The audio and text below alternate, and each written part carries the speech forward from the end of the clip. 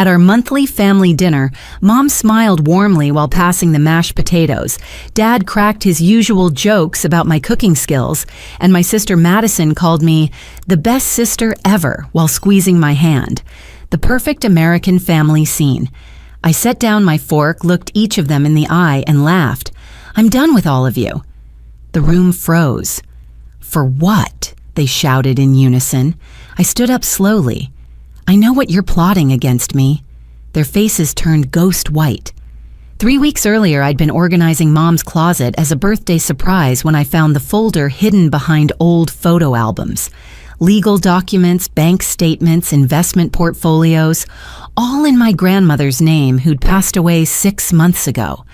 But what made my blood run cold was the sticky note on top in Dad's handwriting, "Doreen can't know until after." After what I photographed everything with shaking hands. The documents showed Grandma Dorothy had left me her entire estate worth $3.2 million. But there were transfer papers already drafted to move everything to Madison's name, citing my mental instability. The papers were dated for next month. The discovery hit me like a physical blow. I sat on Mom's bedroom floor, surrounded by shoes and handbags, trying to process what I was seeing. My hands trembled as I flipped through page after page of legal documentation. There were psychiatric evaluation forms with my name already filled in consent papers for treatment facilities, and worst of all, a detailed timeline of my supposed deteriorating mental state, going back 2 years. I remembered that timeline clearly. 2 years ago, I'd gone through a brutal divorce from my ex-husband, Mark. He'd cheated with his secretary, a cliché so pathetic it would have been funny if it hadn't shattered my world. I'd taken time off work, seen a therapist, cried at family dinners. Normal reactions to betrayal and loss. But according to these documents, those normal reactions were evidence of mental illness. The folder contained more than just legal papers. There were photographs of me at various family events with handwritten notes.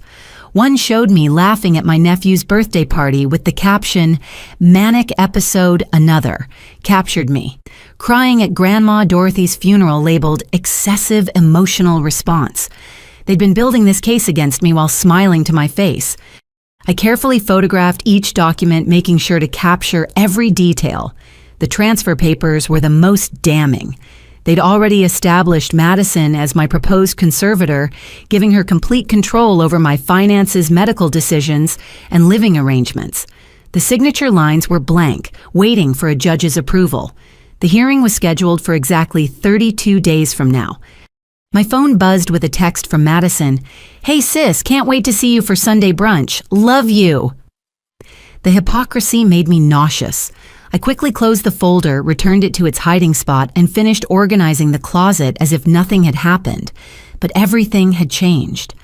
My family, the people I'd trusted most in the world, were conspiring to steal my inheritance and have me declared mentally incompetent. As I drove home that evening, my mind raced through every recent interaction with my family. Dad's sudden interest in my work stress, Mom's probing questions about my sleep patterns, Madison's constant check-ins about whether I was taking care of myself. It all made horrible sense now. They weren't concerned about me, they were gathering ammunition. The most painful part was how meticulously they'd planned this betrayal. The folder showed months of preparation, careful documentation, strategic moves. While I'd been grieving Grandma Dorothy, leaning on them for support, they'd been plotting to take everything she'd left me. The woman who'd raised me after school taught me to bake, shared her wisdom, and her love had wanted me to have security and independence, and my family wanted to steal it all. That night I barely slept. Every time I closed my eyes, I saw their faces. Not the scheming faces I now knew existed, but the loving faces I'd believed in for 32 years. The father who'd taught me to ride a bike, the mother who'd nursed me through chickenpox, the sister who'd been my maid of honor. Were those memories real, or had I always been just an obstacle to them? I couldn't confront them immediately. Instead, I played detective in my own family. During Sunday brunch, I casually mentioned feeling grateful for family support during my difficult time last year when I'd taken a mental health break after my divorce. Mom exchanged a quick glance with Madison. "Of course, sweetie. We're always here for you," Mom said, patting my hand with practiced concern. That evening, I overheard Mom on the phone. "Dr. Harrison, yes, we'll need those records from last year for the documentation. My therapist from my divorce. They were building a case." I checked our shared family calendar and noticed a new appointment. Family meeting with attorney. Doreen not required. The next few days became an exercise in paranoia and performance. I maintained my usual routine, going to work at the marketing firm where I'd been promoted to senior account manager just 6 months ago. My colleagues noticed nothing unusual, praising my recent campaign that had landed a major retail client. If I was mentally unstable, I was certainly high functioning. But at home, I turned into a spy. I installed a recording app on my phone, carefully documenting every interaction with my family. When Dad called to ask about my weekend plans, I recorded his probing questions about my social life, his subtle suggestions that I seemed isolated. When Madison invited me shopping, I captured her attempts to steer conversations toward my emotional state, her feigned worry when I mentioned feeling tired. The shared family calendar became my window into their conspiracy. New entries appeared regularly, always with that same notation, "Doreen not required." There were meetings with someone named Dr. Bradley, consultations with the Riverside Mental Health Facility, appointments at the Preston Law Firm. They were building an entire case structure around me while I went about my daily life. One evening, I decided to test them. I called Madison, putting a slight waver in my voice.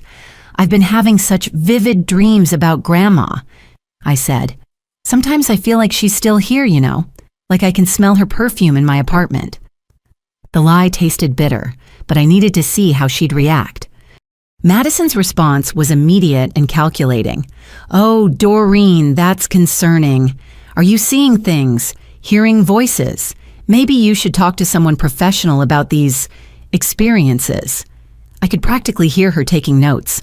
Within an hour, Mom called with similar questions, and by bedtime, Dad had texted, asking if I needed him to drive me to work because I seemed confused lately. The coordination was chilling.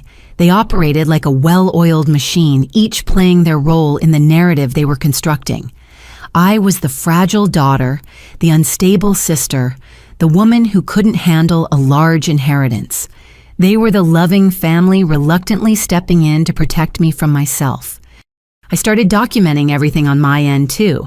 Screenshots of text messages, recordings of calls, notes about their behavior.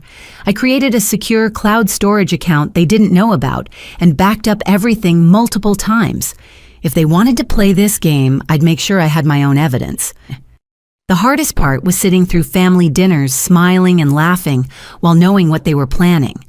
Mom would serve my favorite foods, telling stories about my childhood, all while probably calculating how much longer she'd have to pretend to care.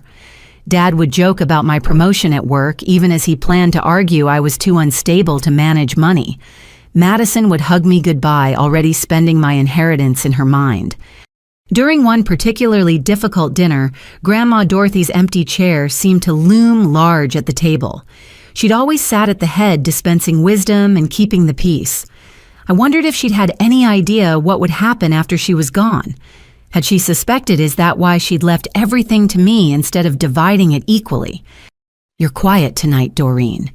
Mom observed, her voice honeyed with false concern. "Everything okay?" I forced a smile. "Just missing Grandma. This was her favorite meal." They all nodded sympathetically, played their parts perfectly. But I caught the look that passed between them. Another note for their files: excessive grief, inability to move forward.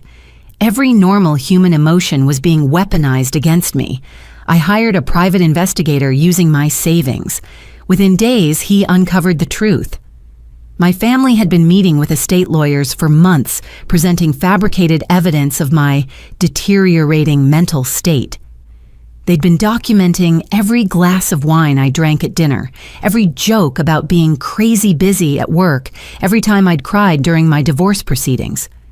The PI found emails between Madison and our cousin Jake, a psychologist, discussing how to word a professional assessment that would support their claim. "Doreen's always been fragile," Madison had written. "This is for her own good. She couldn't handle that kind of money." The betrayal cut deeper than any knife. The private investigator, a former FBI agent named Robert Chen, had come highly recommended. When I'd first walked into his office, I'd felt like a character in a crime novel. But as he presented his findings 2 weeks later, the reality was worse than any fiction I could have imagined. "Your family has been planning this for approximately 8 months," Robert said, sliding a thick folder across his desk. "Initial discussions began shortly after your grandmother's first hospitalization, when it became clear her estate was substantial. 8 months. While Grandma Dorothy was still alive fighting cancer with the grace and dignity she'd shown throughout her life, my family was already plotting to steal her legacy." The folder contained email printouts, text message records, and even photographs of my family meeting with various professionals. The emails were particularly damning. Madison had created a dedicated email account just for coordinating the conspiracy. She'd reached out to cousin Jake, who worked as a psychologist in Denver, offering to pay him for a professional opinion about my mental state. Jake's response was cautious but willing. "I haven't seen Doreen in 3 years, but based on what you've described and my limited observations at family gatherings, I could potentially support an assessment of adjustment disorder with mixed features." Adjustment disorder, a normal response to life stressors like divorce and grief, twisted into a weapon against me.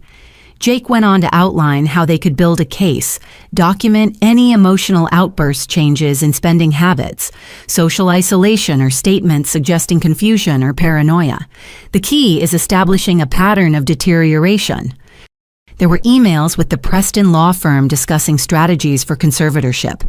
The lawyer, a man named William Preston, had apparently handled similar cases before. "The family's unanimous concern will carry significant weight," he'd written.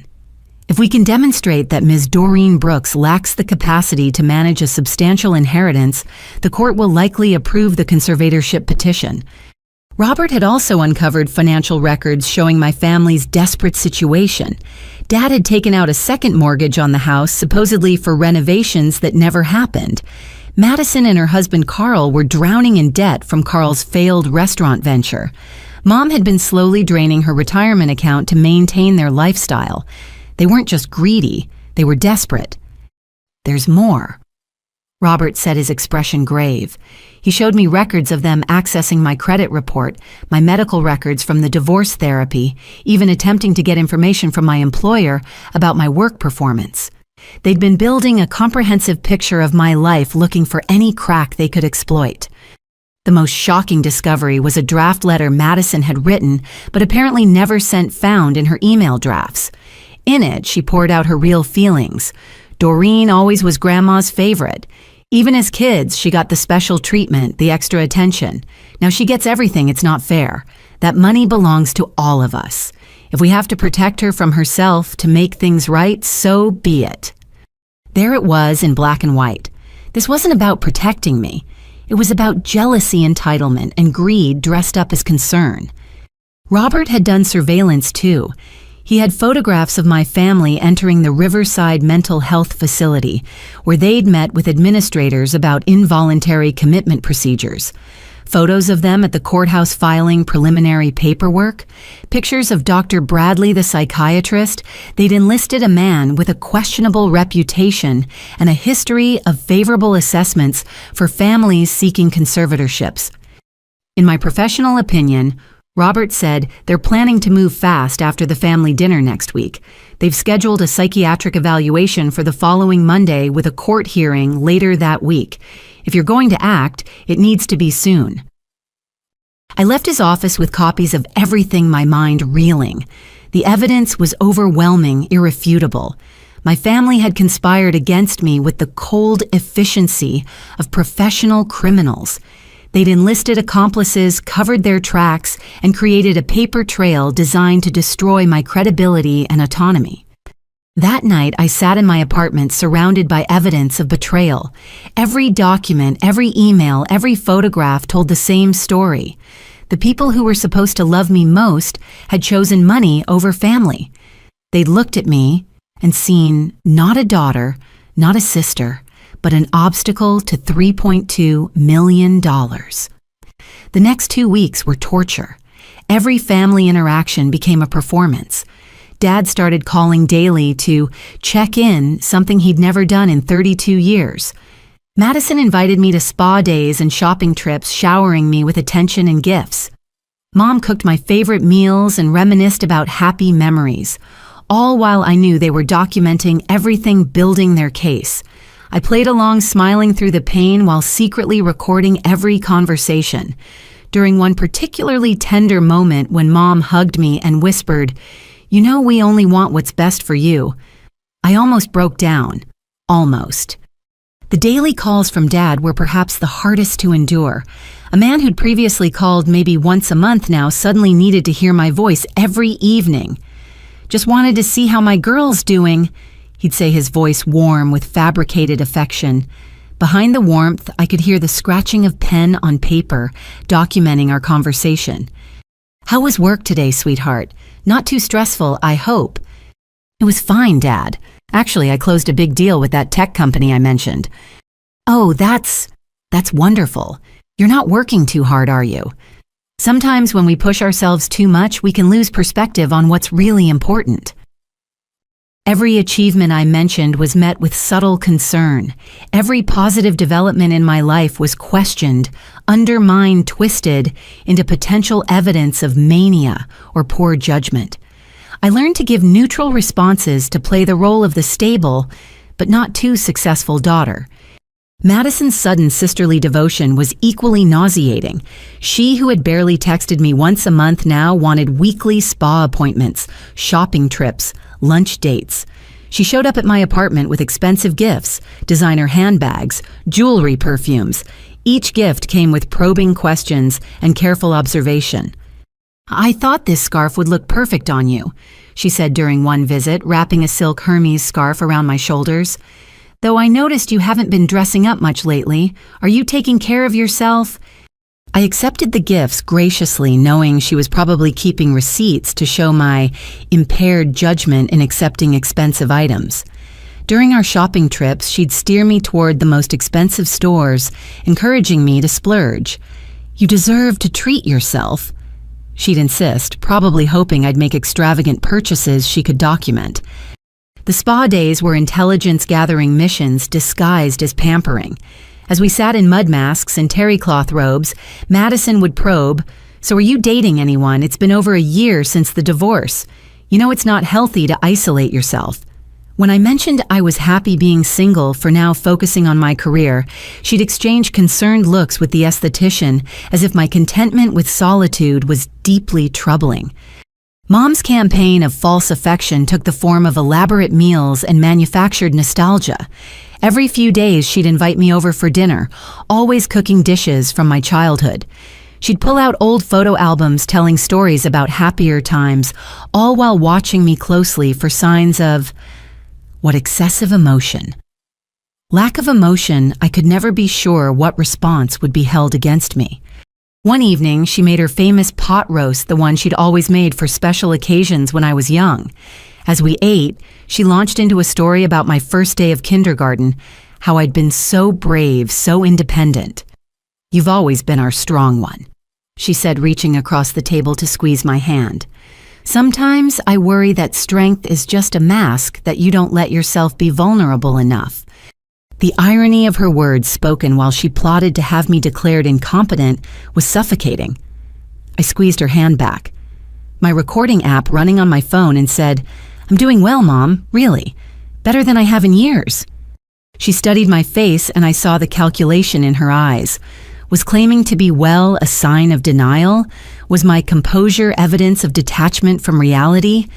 Every word I spoke was being weighed, measured, potentially twisted into evidence against me.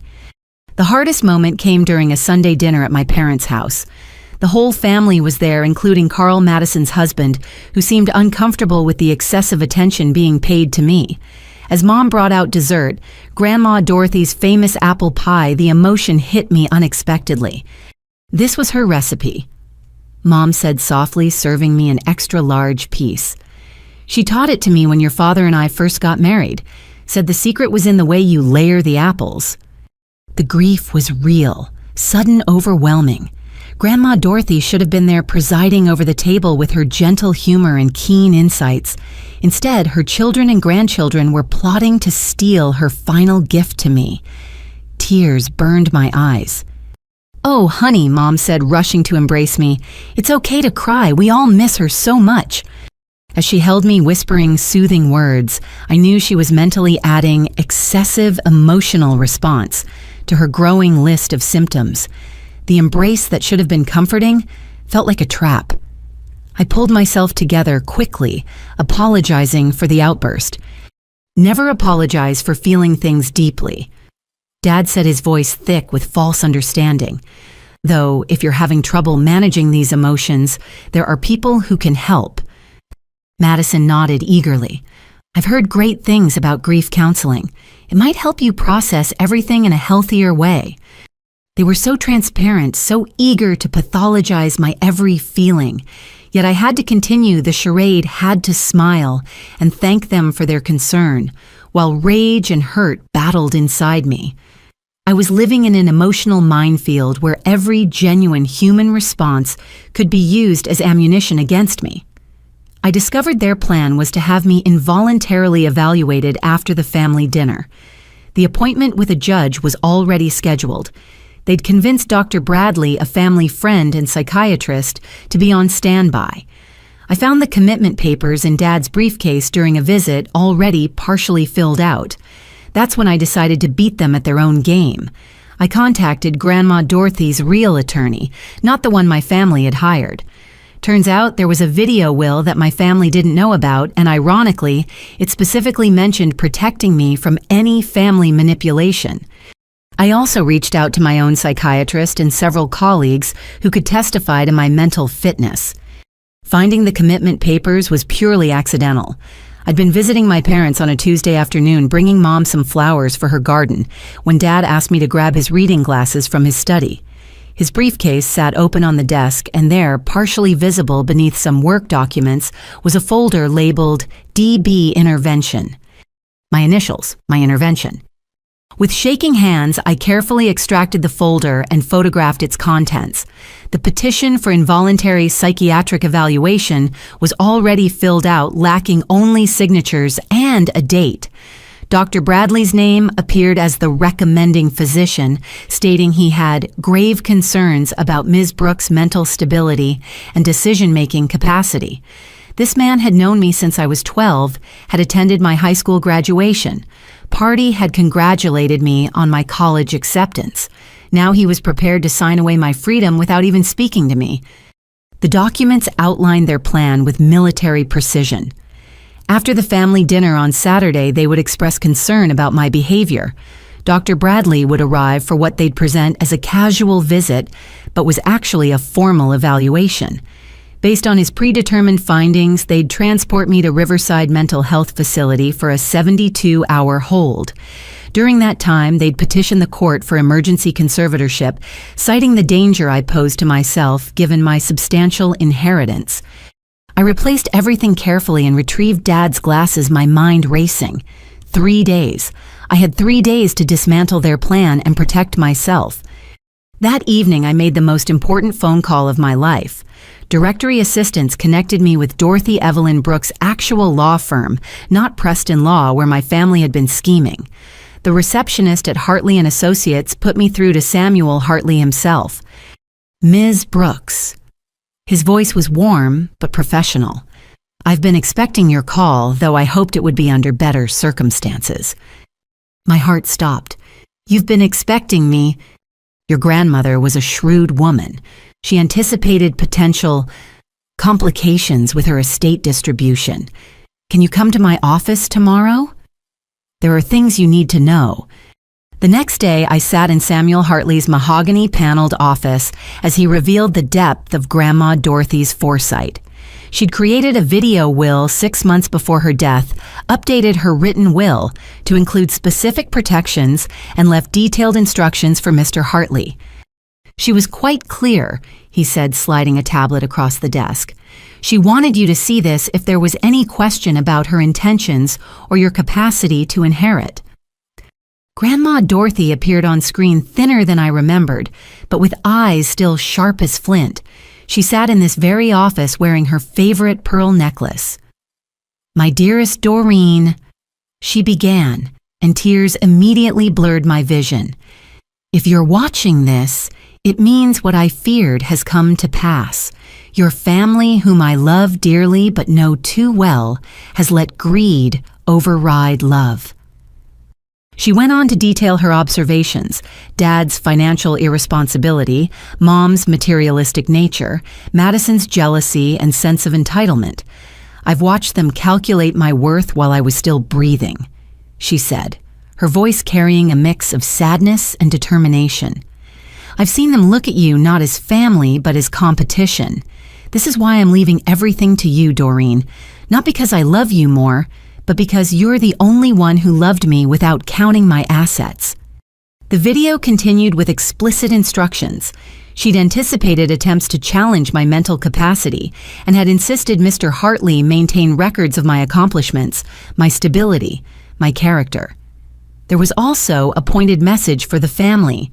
Any attempt to manipulate, coerce, or legally challenge Doreen's inheritance will result in the activation of the nuclear clause.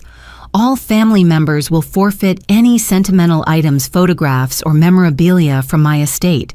Everything will be sold or donated. Mr. Hartley paused the video. "There's more, but I should tell you that your grandmother also established a legal defense fund specifically for protecting your inheritance.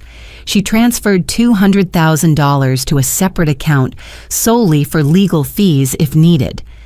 My grandmother, even in death, was protecting me." The tears came freely now, grief mixed with profound gratitude. She'd known.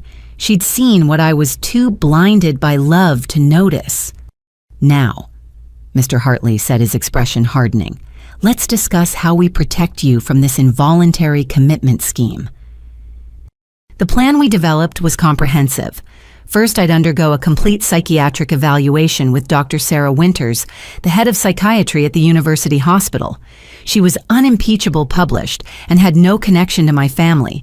Second, we'd file a preemptive restraining order against Dr. Bradley for ethical violations, as he was preparing to evaluate me without my consent based on third-party reports.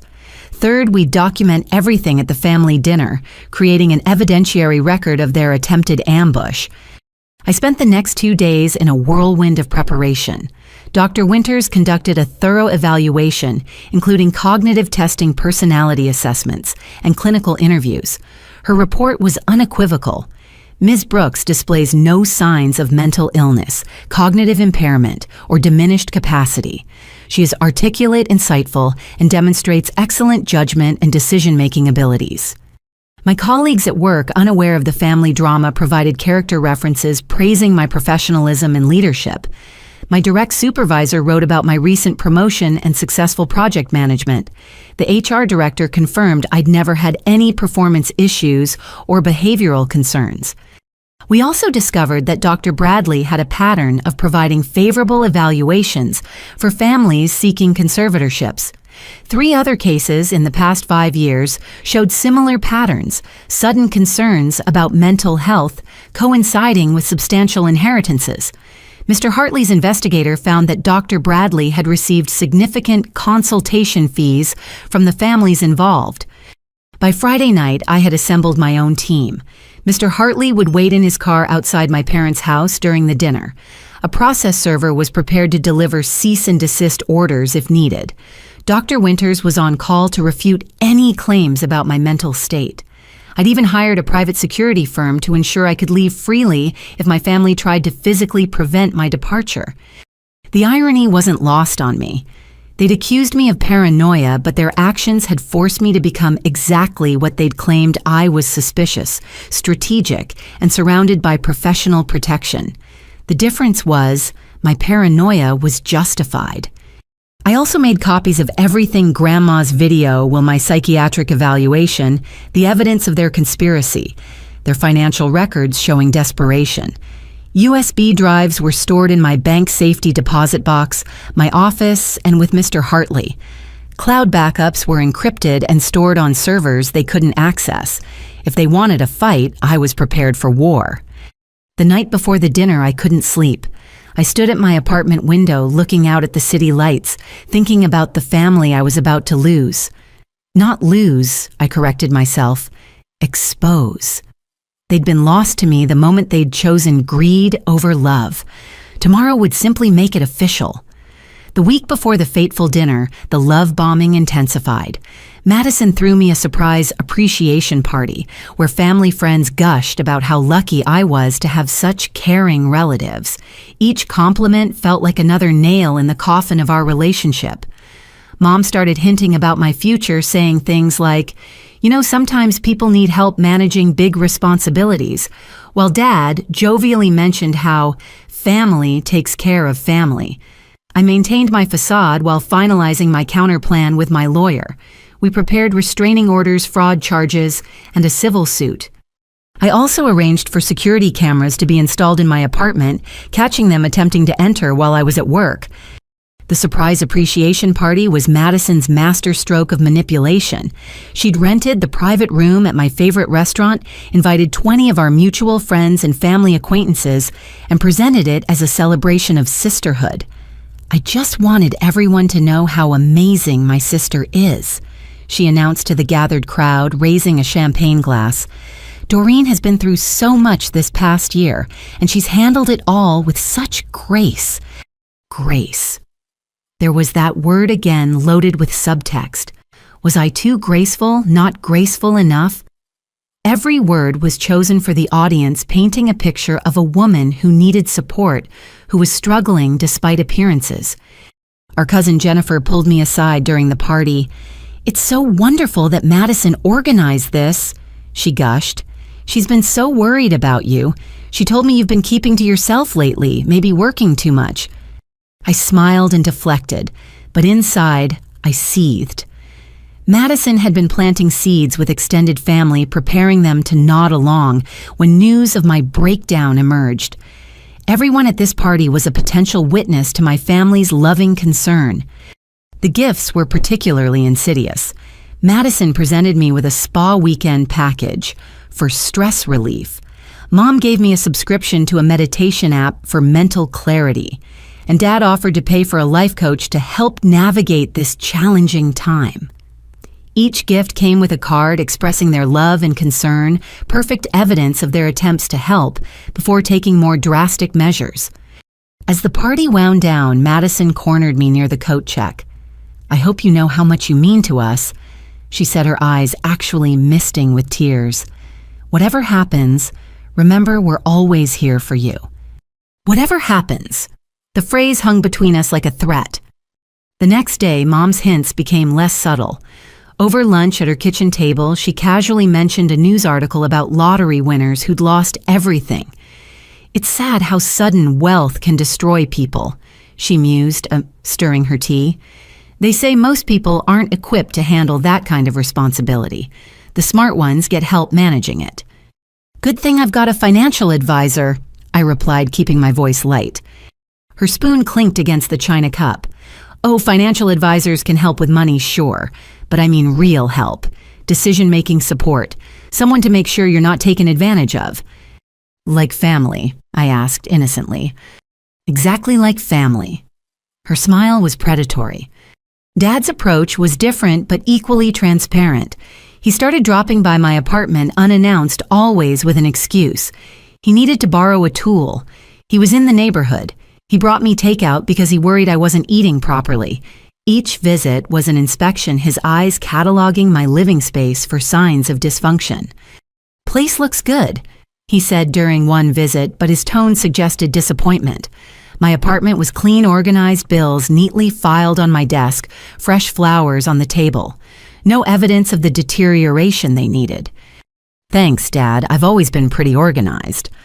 Sometimes too organized, he said, forced laugh not reaching his eyes. You know what they say about people who need everything perfect. It can be a sign of anxiety trying to control what you can when life feels chaotic. Everything had two meanings now. Organization was anxiety. Cleanliness was compulsion. Success was mania. Grief was depression. I existed in a hall of mirrors where nothing I did could be right. The security cameras I'd installed in my apartment proved invaluable 3 days before the dinner. I was at work when my phone alerted me to motion in my living room. I watched in real time as Madison let herself in with the spare key I'd given her years ago for emergencies. She wasn't alone. A man I didn't recognize accompanied her, photographing my bookshelf, my medicine cabinet, my desk. I called Mr. Hartley immediately. Within an hour, we had the man identified as a private investigator who specialized in conservatorship cases. The footage showed them searching for evidence medications that might indicate mental illness, alcohol, that might suggest substance abuse, financial documents showing poor decisions. They found nothing because there was nothing to find, but the violation was complete. That evening, I changed my locks and had a security system installed. When Madison texted asking to come over, I told her I was getting the locks replaced because I'd lost my keys. Oh no, she replied. Do you need help? Losing things can be so stressful. Even my fictional key loss became evidence of cognitive decline. Mr. Hartley used the footage to strengthen our case. Breaking and entering, invasion of privacy, conspiracy to commit fraud. The charges were stacking up. We also discovered they'd been trying to access my medical records through various channels, calling my pharmacy to ask about prescriptions, even contacting my gynecologist's office, pretending to be me. 2 days before the dinner, I met with Dr. Winters for a follow-up evaluation. She was thorough, professional, and increasingly angry as I revealed more about my family's scheme. This is exactly why legitimate mental health assessment gets a bad reputation, she said. Your family is weaponizing psychiatry for financial gain. She wrote a supplementary report emphasizing not just my mental fitness, but the psychological harm being inflicted by my family's campaign. The subject is experiencing entirely appropriate stress responses to an orchestrated campaign of gaslighting and emotional manipulation, she wrote. Her ability to recognize and respond strategically to these threats demonstrates exceptional psychological resilience and clarity of thought. The night before the dinner, my preparation was complete. Legal documents were filed and ready. Security measures were in place. Evidence was backed up in multiple locations. I'd even practiced my responses, knowing that everything I said would be scrutinized and potentially twisted. I laid out my outfit for the dinner, a conservative blue dress that projected stability and professionalism. Nothing too bright that might suggest mania, nothing too dark that might indicate depression. Even my clothing choices had become strategic. As I tried to sleep, my phone lit up with texts from my family. Mom confirming I'd be there at 6 sharp. Madison asking if I needed a ride. Dad reminding me to bring my appetite because Mom was making all my favorites. The mundane messages of a loving family preparing for a dinner that would change everything. The morning of the dinner, I went through my normal routine, knowing it would be the last time I'd pretend everything was fine. Madison texted, "Can't wait to see you tonight. Wear something nice," with heart emojis. The irony wasn't lost on me. I chose my outfit carefully. Professional, but not too formal. Nothing they could point to as erratic behavior. I transferred all my valuables to a safety deposit box and gave my neighbor, a retired police officer, a heads up about potential drama. As I drove to my parents' house, I thought about all the genuine moments we'd shared over the years. Which memories were real? Had they ever truly loved me, or was I always just an obstacle to wealth? The morning started with a workout at my gym, maintaining the routine I'd established years ago. Exercise was my meditation, a way to center myself before battle. As I ran on the treadmill, I noticed another gym member watching me intently. Paranoia crept in. Had my family sent someone to observe me even here? Then I realized it was just someone waiting for the machine. The constant surveillance had made me suspicious of everyone. After my shower, I spent extra time on my appearance. Not too much makeup that might suggest trying too hard, but enough to look healthy and put together. I styled my hair in the same professional way I wore it to work, nothing fancy that might be interpreted as unusual behavior. Every choice was calculated to project normalcy. My phone buzzed constantly with family messages.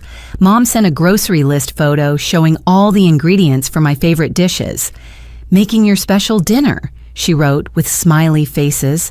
The performance of maternal love while planning my ambush turned my stomach. I stopped by my bank to check the safety deposit box one final time. Everything was secure. Grandma's original will documents, the USB drives with evidence backup copies of my psychiatric evaluation. The bank manager, who'd known me for years, chatted pleasantly about the weather. I wondered if he'd be shocked to learn that the composed woman in front of him was hours away from being ambushed by her own family. My neighbor Bill was a godsend. The retired officer had seen enough domestic situations to recognize trouble brewing. When I'd explained the situation earlier that week, his face had hardened. "Family can be the worst perps," he'd said. "They know exactly where to strike." He promised to be home that evening, ready to call for backup if needed. I spent the afternoon reviewing my evidence one last time with Mr. Hartley. We went over possible scenarios, my rights, how to handle various situations that might arise. "Remember," he said, "you don't have to stay if you feel threatened. The security team is on standby. One text and they'll extract you." Extract, like I was an agent in hostile territory, which I supposed I was. Madison called at 3 in the afternoon. "Hey sis, just wanted to check if you're coming tonight. Mom's going all out with the cooking." "Wouldn't miss it," I replied, proud of how steady my voice sounded. "Perfect O and Doreen, I love you. I know I don't say it enough, but you mean the world to me." The false sentiment was nauseating. How could she say those words while planning to lock me away? How could any of them claim to love me while treating me like a problem to be solved? I dressed slowly, methodically. The blue dress was perfect. Knee-length, modest neckline, the kind of outfit I'd wear to a client meeting. I added simple pearl earrings Grandma Dorothy had given me for my college graduation. They felt like armor, her protection surrounding me even now. Before leaving my apartment, I did a final check. Security system armed, cameras recording, important documents secured, phone fully charged with Mr. Hartley on speed dial, recording app ready. I looked around my space, wondering if they'd try to claim I couldn't live independently. Everything was immaculate, organized, a testament to my capability. The drive to my parents' house took 23 minutes. I'd made this drive hundreds of times over the years for holidays, Sunday dinners, family celebrations. Each familiar turn held memories. The corner where Dad taught me to parallel park. The ice cream shop where Madison and I would stop after school. The park where Mom would take us to feed ducks. Were any of those memories untainted by their current betrayal? As I pulled into their driveway, I saw the familiar cars. Madison's silver SUV with the stick figure family on the back window. Dad's practical sedan. No unusual vehicles, but I knew Dr. Bradley would arrive later, probably after dessert when they'd spring their trap. I sat in my car for a moment, gathering strength. Through the dining room window, I could see them moving around, setting the table, the picture of domestic harmony. Mom appeared in the window, spotted my car, and waved enthusiastically. The smile on her face looked so genuine. If I didn't know better, I'd believe she was simply happy to see her daughter. Mr. Hartley's car was parked one street over, invisible but reassuring. My phone buzzed with his message, "We're here. You're not alone." I wasn't alone. I had truth on my side, evidence in my pocket, and legal protection waiting. My family had made their choice. Tonight, I would make mine. Taking a deep breath, I grabbed the bottle of wine I'd brought as a prop and headed for the front door. My hands were steady as I rang the bell, even though my heart was racing. This was it, the final performance before the truth destroyed everything.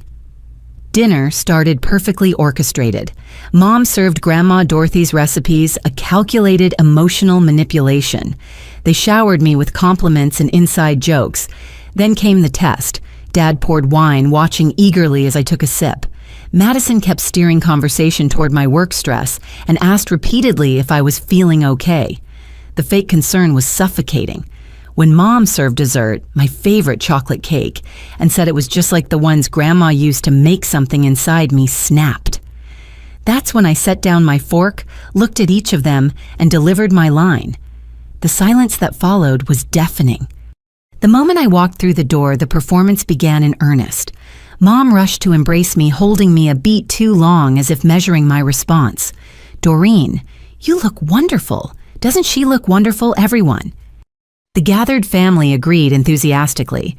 Too enthusiastically. Madison hugged me next, whispering, "I'm so glad you're here," with an intensity that suggested deeper meaning. Dad clapped me on the shoulder, studying my face as he asked about the drive over. Carl Madison's husband stood awkwardly by the fireplace. He'd never been comfortable with excessive family displays, and tonight he seemed particularly uneasy. When our eyes met, he quickly looked away. I wondered how much he knew about their plan. Come. Mom ushered me into the dining room. "Everything's almost ready. Your favorite, Grandma Dorothy's pot roast with those little potatoes you love." The dining room table was set with the good china, the ones we only used for holidays and special occasions. Fresh flowers adorned the center. Roses and baby's breath, Grandma's favorite combination. They'd thought of everything, creating a stage set designed to evoke emotion and nostalgia. Wine. Dad offered, already pouring. His hands seemed steady, but I caught the slight tremor as he filled my glass. He watched intently as I accepted it, taking a small sip. "It's good," I said. "The Malbec from Stone Creek. You remember?" He seemed genuinely pleased, then caught himself. Was remembering wines a sign of mental acuity or alcoholism in their narrative? He couldn't seem to decide. Madison launched into a story about her son's soccer team as we settled around the table. Normal family chatter filled the space, but underneath ran a current of tension. Every few minutes someone would direct a question my way, probing, testing. "How's work, sweetheart?" Mom asked while bringing in the salad. "Madison mentioned you've been putting in long hours." "It's busy but good. We just landed the Henderson Industries account." Henderson Industries. Dad's eyebrows rose. "That's a huge account. Must be stressful managing something that significant." "I have a great team." I deflected, recognizing the trap. Success could be mania. Stress could be breakdown. "Still," Madison interjected, "you have to take care of yourself. Remember what happened to Jennifer Marks. She pushed too hard at work and ended up having to take medical leave." Jennifer Marks, a former colleague, had suffered a legitimate nervous breakdown. The comparison was deliberate, planting seeds for later conversation about my own mental state. The meal progressed with excruciating false cheer. Mom had indeed made all my favorites, the pot roast so tender it fell apart, creamy mashed potatoes, green beans with almonds, exactly how Grandma prepared them. Each dish was a manipulative reminder of better times designed to make me emotional vulnerable. "Remember when Grandma taught me this recipe?" Mom said, serving the meat. She said the secret was searing it just right. "Lock in the juices," she'd say. "I remember," I said, simply refusing to give them the emotional response they were fishing for. Madison tried another approach. "Speaking of Grandma, I had the strangest dream about her last night. Do you ever dream about her, Doreen? Sometimes grief can manifest in unusual ways." There it was. The invitation to admit to dreams, visions, anything they could twist into evidence of instability. "Sometimes," I said carefully, "I think that's normal when you miss someone." "Oh, absolutely," Madison agreed too quickly. "Though if the dreams are vivid or disturbing, it might help to talk to someone." The meal continued in this vein. Every topic led back to my mental state, my stress levels, my isolation, my grief. They were so focused on their agenda that they didn't notice my own performance, the steady hands, the measured responses, the calm demeanor that gave them nothing to work with. More wine, Dad offered for the third time despite my glass being still half full. I'm good, thanks. You sure it's Saturday night you can relax a little? The pressure to drink more was obvious. A drunk Doreen would be easier to paint as unstable. I took another tiny sip to appease him, but no more. As Mom cleared the dinner plates, Madison leaned across the table. You know, I was thinking about that time after your divorce when you stayed with us for a few days. Remember how you couldn't sleep? You were up at all hours pacing around. I remembered. I'd been heartbroken, betrayed, my life upended. Of course I couldn't sleep. But in their retelling, insomnia became something sinister. That was a difficult time, I acknowledged. I'm grateful you were there for me. We're always here for you, she said, reaching for my hand. Always, no matter what. The dessert arrived with fanfare. Mom's triple chocolate cake, my favorite since childhood. She'd even used the vintage cake stand that had been Grandma's. I used Dorothy's recipe, she announced, as if I couldn't tell. She always said the best ingredients make the best cake. As she cut generous slices, passing the largest to me, something about the tableau struck me as unbearably false. The loving mother serving cake, the attentive father refilling water glasses, the concerned sister making small talk, all of them playing roles while planning my imprisonment.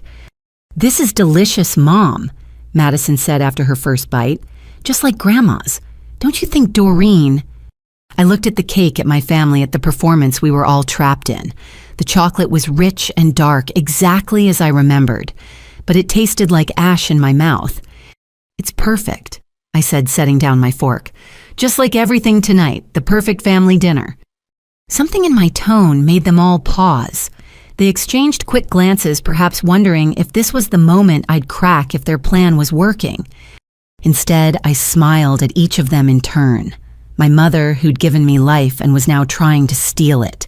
My father, who'd taught me to ride a bike and was now trying to push me off a cliff. My sister, who'd shared my childhood and now wanted to steal my future.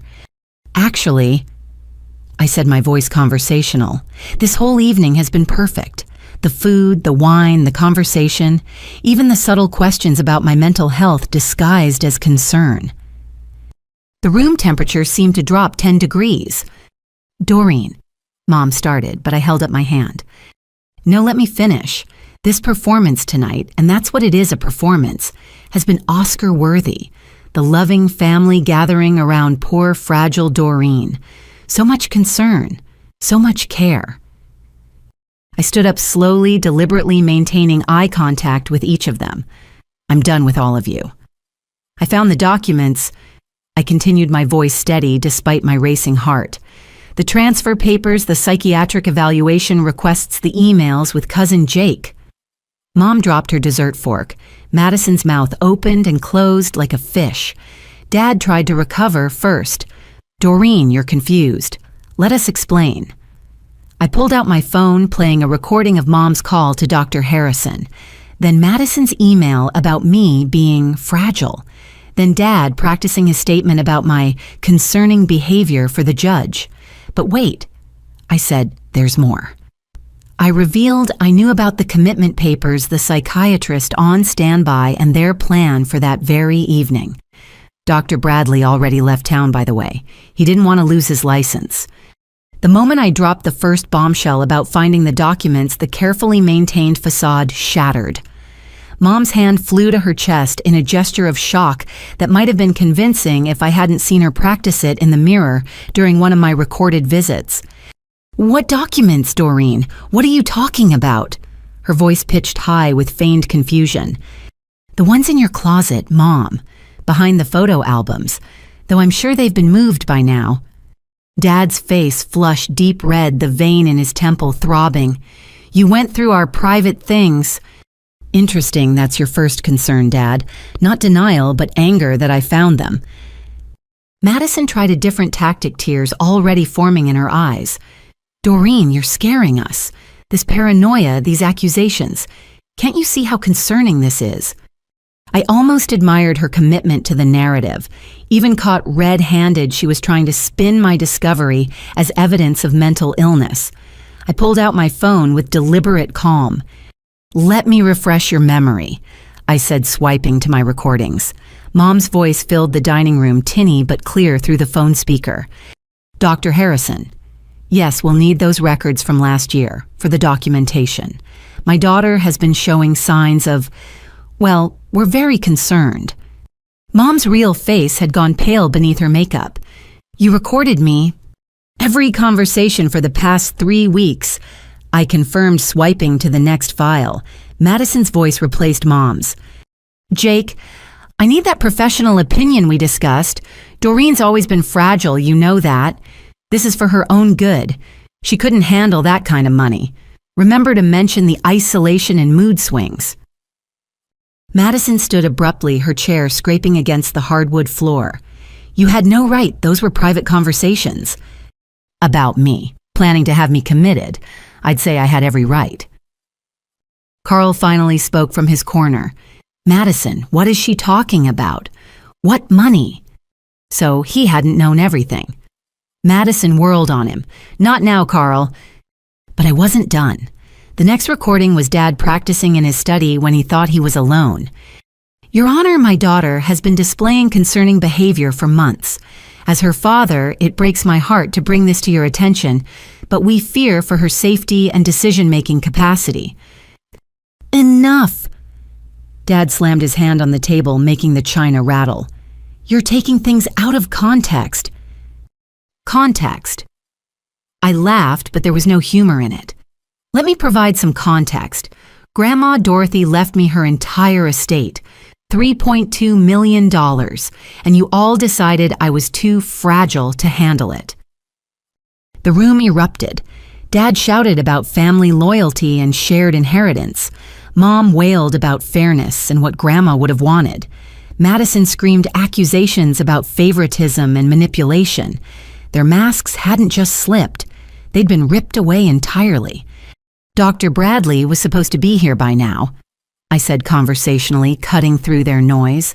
"Your tame psychiatrist who was going to declare me incompetent sight unseen. Did you know he's done this before 3 other families, 3 other inheritances?" Mom sank into her chair. "How do you know about Dr. Bradley?" "The same way I know about your meeting at Riverside Mental Health Facility. The same way I know about the judge you've been corresponding with. The same way I know about the commitment papers Dad has in his briefcase." Dad's hand moved involuntarily toward his briefcase by the sideboard. I smiled coldly. "Go ahead, check. They're still there. Page 3, paragraph 2 mentions my deteriorating hygiene and self-care. Interesting accusation given that I'm sitting here in a designer dress with professional hair and makeup." "This is insane," Madison muttered, then caught herself. "I mean, this is ridiculous." "Careful with your word choices, Madison. Wouldn't want anyone to think mental illness runs in the family." Carl stood up, his face a mask of confusion and growing anger. "Someone explain what's happening, now." Madison turned on him. "This doesn't concern you. My wife is apparently trying to have her sister committed to steal an inheritance, and it doesn't concern me." "It's not stealing," Madison shrieked. "That money should be all of ours."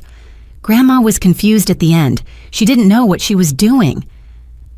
"Grandma was sharp until her last breath," I interjected, "which is why she saw this coming, why she protected me." "Protected you?" Dad's laugh was bitter. "She turned you against your own family." "No, Dad. Your greed did that. Your conspiracy did that. Your willingness to have me locked up did that."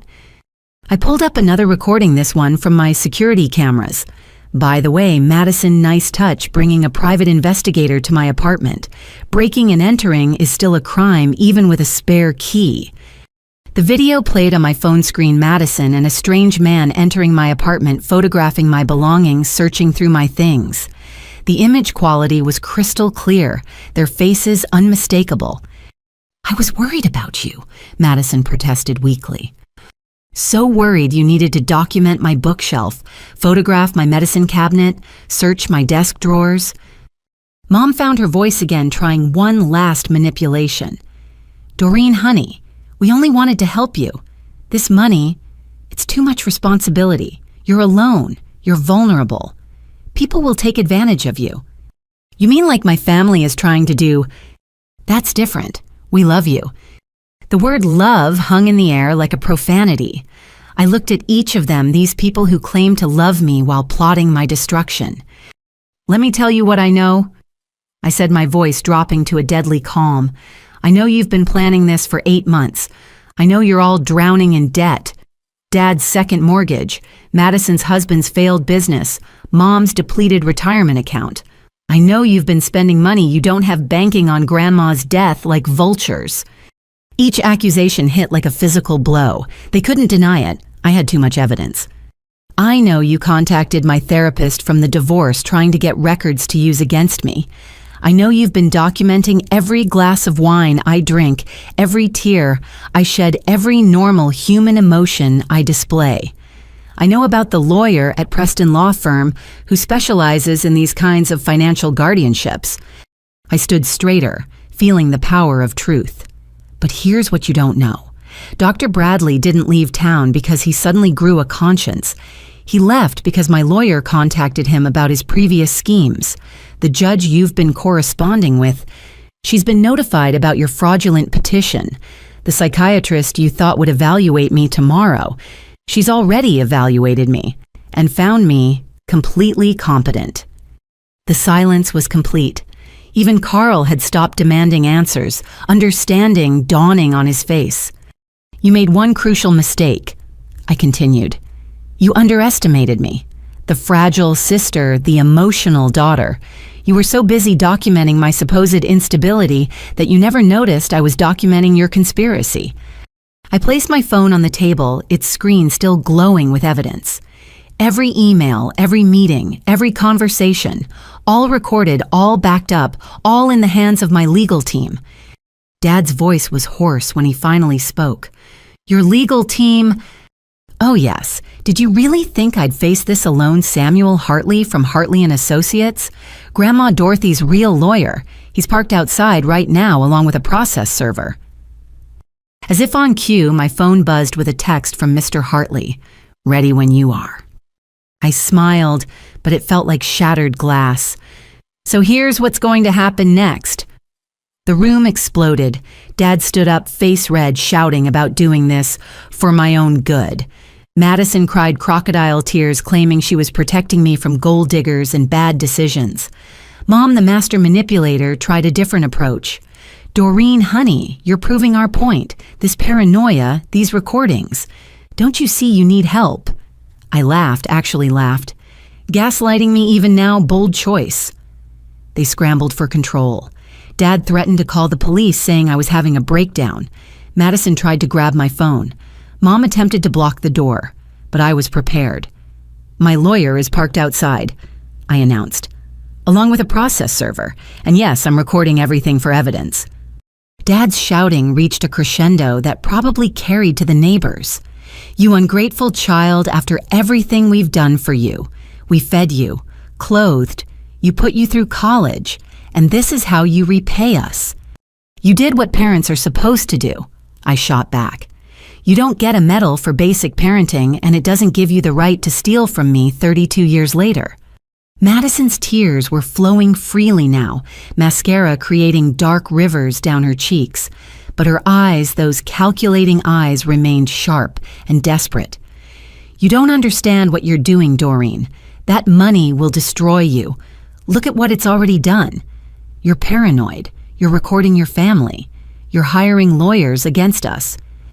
I'm protecting myself from criminals who happen to share my DNA. Criminals! Mom's voice rose to a shriek. How dare you? We're your family. Family doesn't drug each other's wine, I said, pointedly glancing at my barely touched glass. Oh, did you think I didn't notice Dad's eagerness to keep refilling my glass, or the way you all watched every sip I took? Carl stepped forward, his face a mixture of disgust and disbelief. Madison, did you put something in her drink? Of course not. Madison whirled on her husband. Just shut up, Carl. You don't understand anything.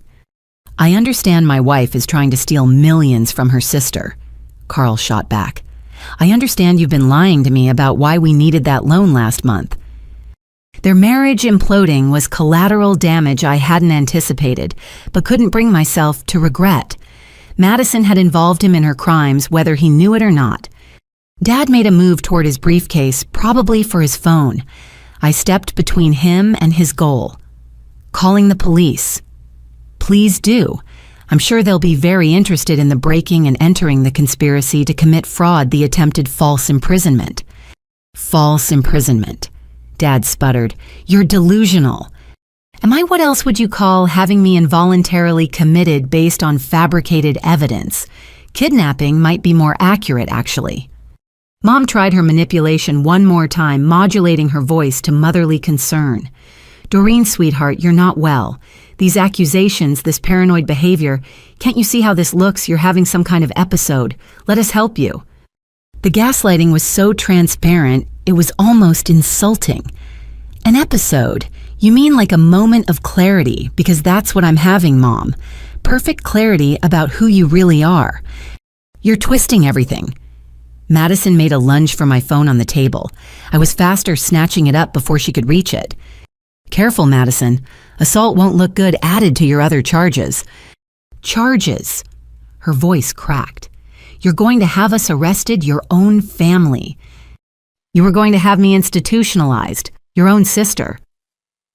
The parallel hung heavy in the air. Dad's face had gone from red to an alarming purple. You can't prove anything. Those documents could be about anyone. The recordings could be edited. No judge will take your word over your entire families. I smiled coldly. Want to bet because I have security footage of Madison and her investigator breaking into my apartment. I have emails from your account to Preston Law Firm discussing my case.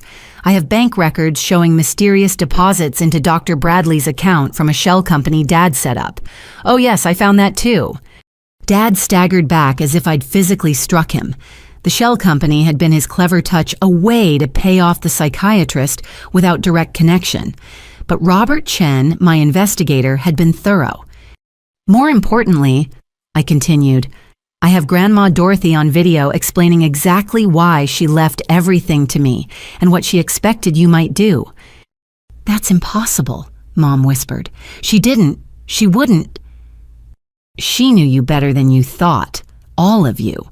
She saw your greed, your entitlement, your jealousy, and she protected me from beyond the grave. Madison made another attempt at emotional manipulation, switching from tears to righteous anger. You turned her against us. You poisoned her mind while she was sick and vulnerable. I was working 60 hours a week while Grandma was sick. You know who spent every day with her, you, Madison. You're the one who had access opportunity motive. But she saw through you. Shut up, Madison screamed. Just shut up. You always thought you were better than us. Always had to be the perfect one, the successful one, the one Grandma loved most. There it was, the truth finally spilling out like poison from a lanced wound. This wasn't about protecting me from money I couldn't handle. This was about jealousy, resentment, years of perceived slights, and imagined favoritism. I never thought I was better than you, I said quietly. I just tried to live my life with integrity, something you clearly know nothing about. Mom moved toward the door, but I held up my hand. I wouldn't leave just yet. We're not done here. You can't keep us prisoner in our own home, Dad blustered. I'm not keeping you anywhere, but if you leave now, you'll miss the best part, the part where I tell you exactly what happens next. We're calling our lawyer, Mom threatened, reaching for her purse. William Preston. Good luck with that. He's about to be very busy with the State Bar Ethics Committee. Turns out he's been involved in quite a few shady conservatorships. You really need to vet your co-conspirators better. The depth of my preparation was finally sinking in. They'd thought they were playing chess while I was playing checkers. In reality, I'd been playing three-dimensional chess while they were still learning which way the pieces moved. Carl found his voice again. Madison, I want a divorce. What? She spun to face him, tears starting fresh. You can't be serious. This is just a misunderstanding. A misunderstanding. You tried to rob your sister and have her committed. What part am I misunderstanding? It's not like that. The money was supposed to help us, help our family, your restaurant. I never asked you to steal for me, Carl said with quiet dignity. I never would have wanted money that came from destroying Doreen. Their domestic drama was interrupted by a knock at the door. Everyone froze. That would be my lawyer, I said conversationally. Shall I let him in, or would you prefer to do the honors? It is still your house. For now. The threat was subtle, but clear. Their house mortgaged to the hilt, built on a foundation of debt and greed. How long would they keep it once the legal bills started piling up? Dad moved toward the door like a man walking to his execution. Through the frosted glass, we could see two figures, Mr. Hartley's distinguished silhouette and another man in a courier uniform. Before you open that door, I said, you should know I'm offering you one chance, one opportunity to minimize the damage, but it comes with conditions. They all turned to me, hope and suspicion warring on their faces. What conditions? Mom asked warily. I smiled, but it held no warmth. Complete confession, written statements acknowledging everything you've done, agreements to cease all contact with me, and psychiatric evaluation for all of you, because clearly you're the ones who need help. That's blackmail, Dad protested. No, that's mercy. The alternative is criminal prosecution, civil lawsuits, and public humiliation. Your choice. The knock came again, more insistent. Mr. Hartley's voice carried through the door. Ms. Brooks, is everything all right? I looked at my family, these people who had chosen greed over love, manipulation over honesty. What's it going to be? Door number 1, confession and consequences. Door number 2, complete destruction. You have 30 seconds to decide. The room held its breath as 3 generations of betrayal came to a head. Madison looked at Carl's retreating back. Mom clutched Dad's arm, and Dad stared at the door as if it might spontaneously combust. 20 seconds, I counted down. 15, 10. Wait, Mom cried out. Just wait. Madison broke first. You don't deserve that money, she screamed. I'm the one who stayed close to Grandma. I'm the one who visited every week while you were off living your life. The mask finally slipped. Dad added, do you know what we sacrificed? We've been planning our retirement on that inheritance. Your grandmother promised. Mom's tears turned real. That money was supposed to be split equally. She changed her will without telling us. The truth poured out like poison. They'd been living beyond their means, taking loans against expected inheritance. Madison had promised her husband they'd have money for his failing business. They'd all spent money they didn't have yet banking on Grandma's death. The greed was naked and ugly.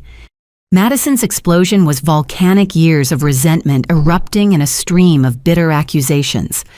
Every single week, Doreen. Every week I drove 45 minutes each way to sit with her. I listened to her stories about the good old days for the 1,000th time. I helped her with her medications. I cleaned her kitchen. Where were you? Working, I said simply. Building the career that Grandma encouraged me to pursue.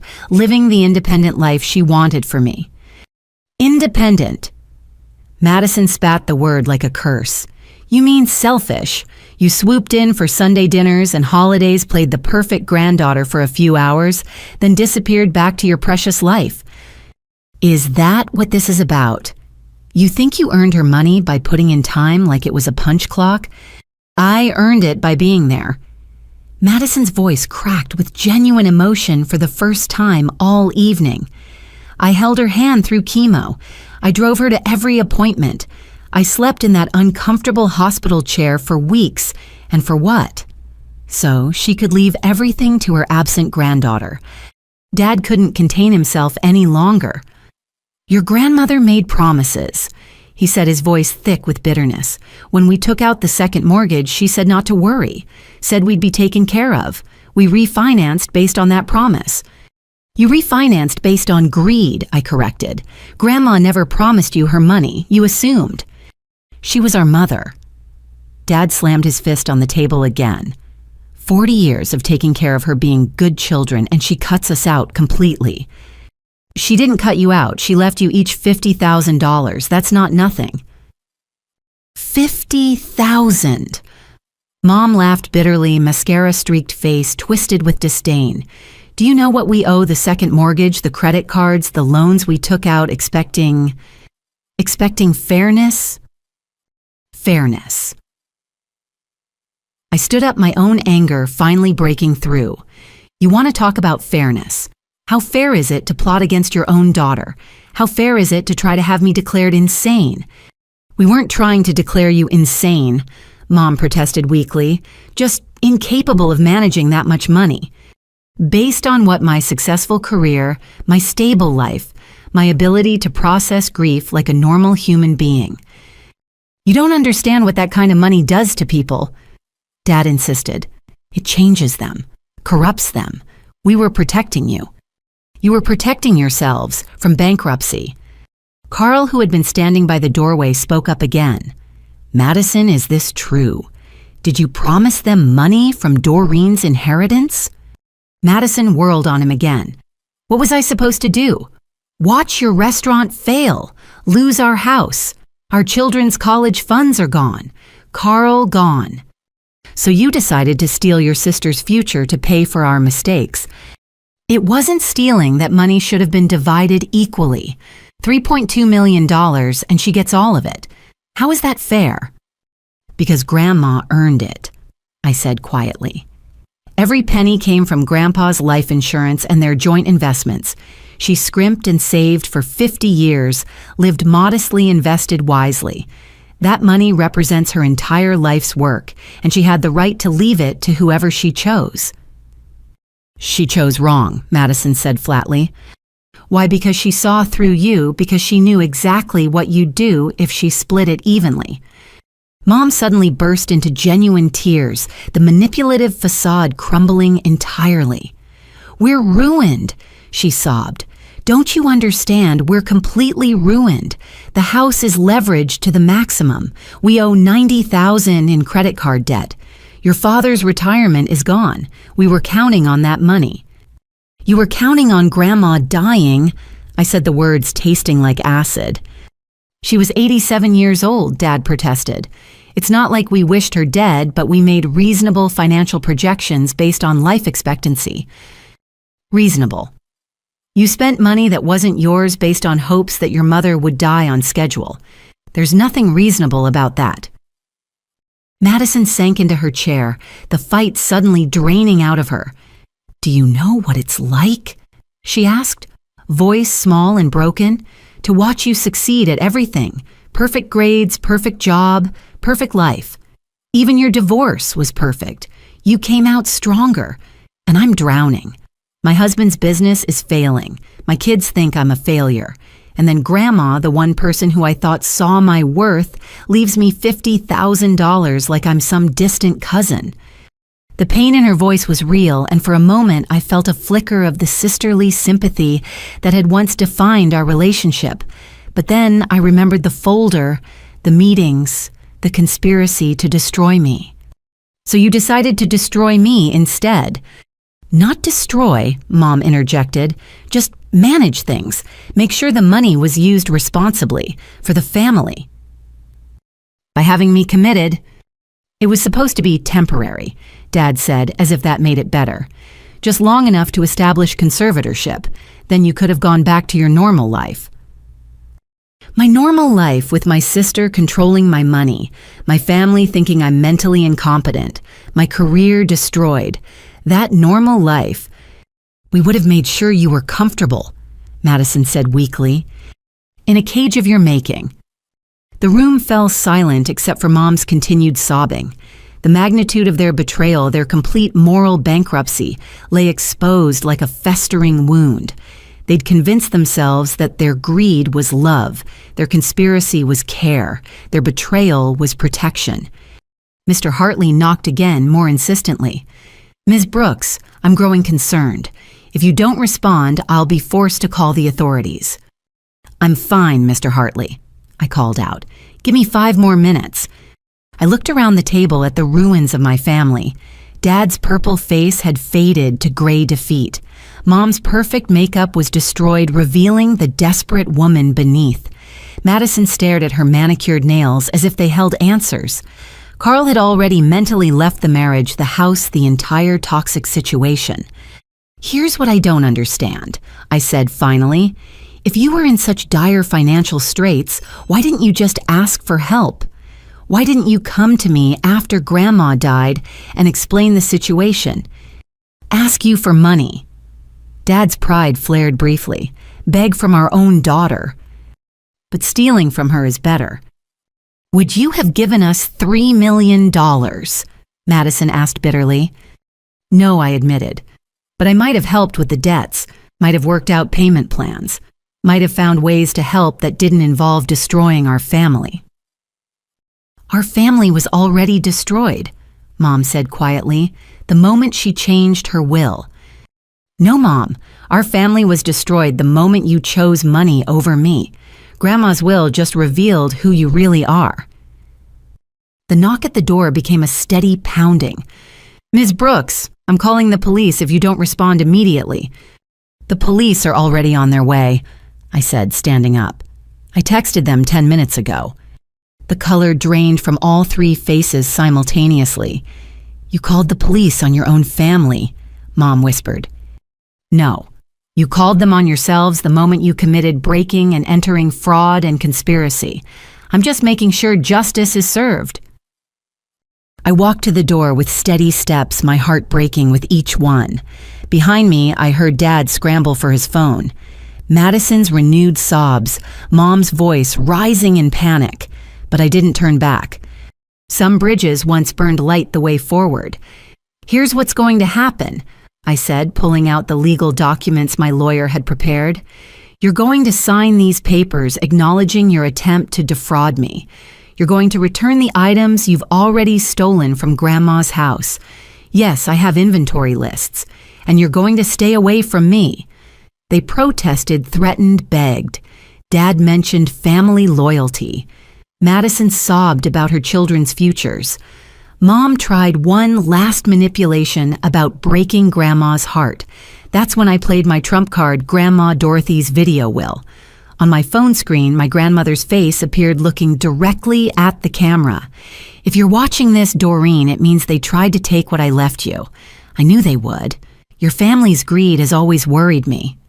I opened the door to find Mr. Hartley standing there with 2 uniformed police officers and the process server. His expression was professionally neutral, but I saw concern in his eyes as he took in my composed exterior. "Ms. Brooks, are you all right?" "I'm fine, Mr. Hartley. Please come in, officers." The entrance of law enforcement changed the dynamic instantly. Dad stepped back from the table, hands visible, his business instincts kicking in. Mom's sobs quieted to whimpers. Madison looked like she might faint. "These are the individuals." One officer, whose badge read Martinez, consulted his notebook. "Madison Walsh, Robert Brooks, and Patricia Brooks." "That's correct," I confirmed. "There's evidence of breaking and entering conspiracy to commit fraud and attempted false imprisonment." "Those are serious allegations," Officer Martinez said, his eyes scanning the room, taking in the emotional devastation. "I have documentation," Mr. Hartley interjected smoothly, producing a folder. "Security footage, email correspondence, financial records. We've prepared a comprehensive brief for your review." Carl stepped forward.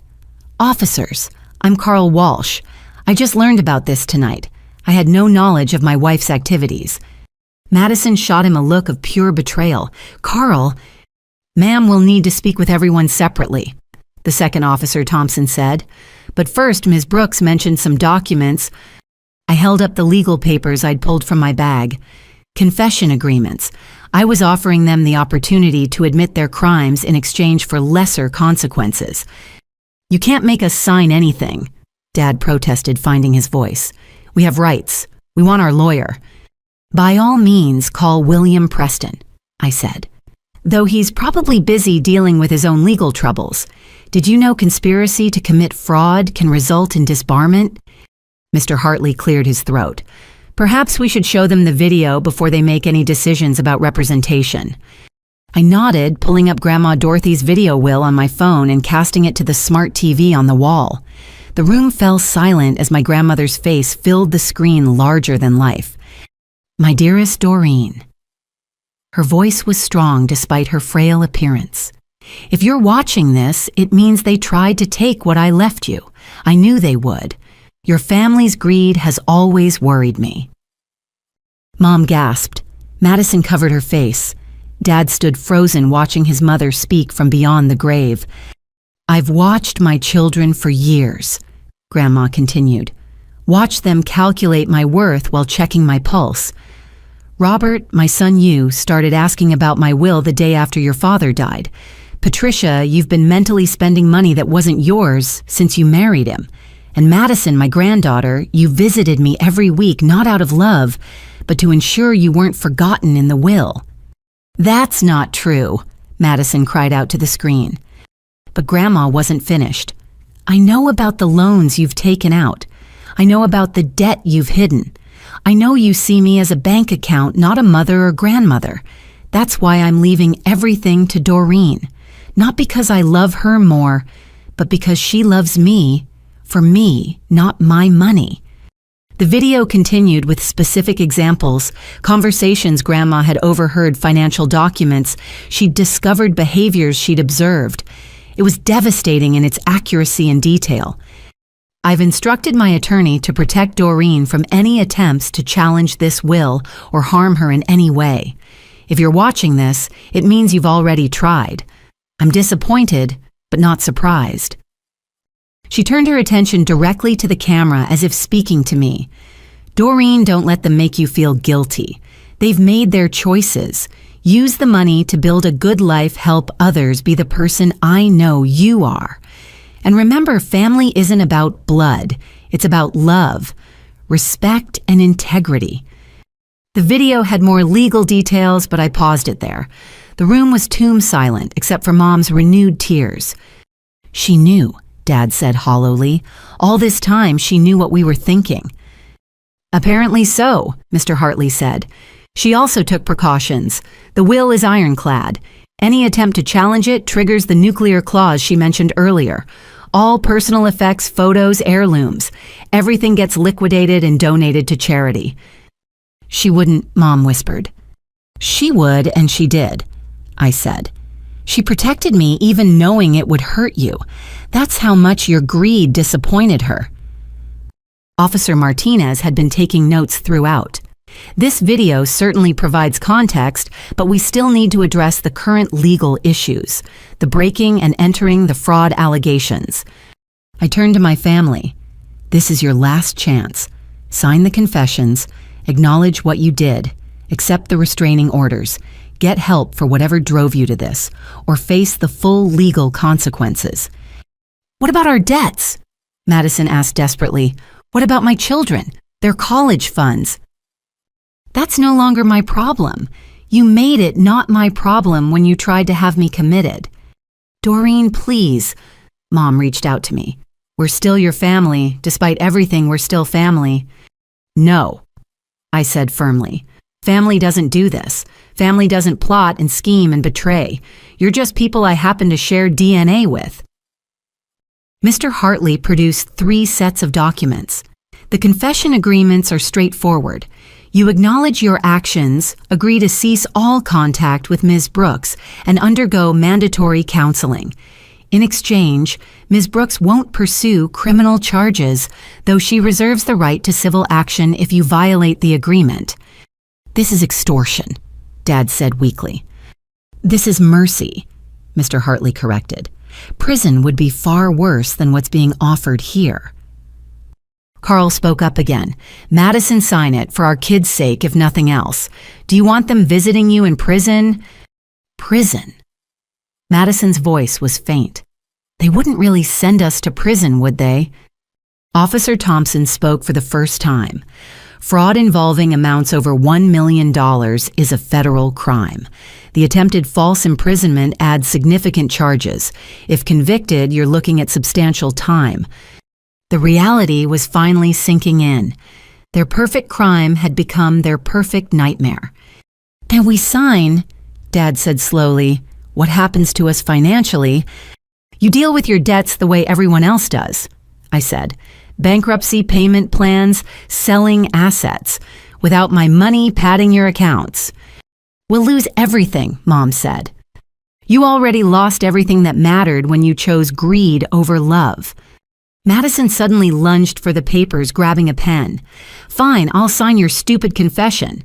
But know this, Doreen, you're destroying your own family. No, Madison. You destroyed our family. I'm just refusing to be a victim. She signed with angry slashes. Carl immediately took the pen from her, adding his witness signature. One by one, they all signed. Dad's hand shook as he wrote his name. Mom cried through her signature, but they all signed. Mr. Hartley collected the documents, reviewing them carefully. These appear to be in order. Officers, I believe we can handle the rest civilly now.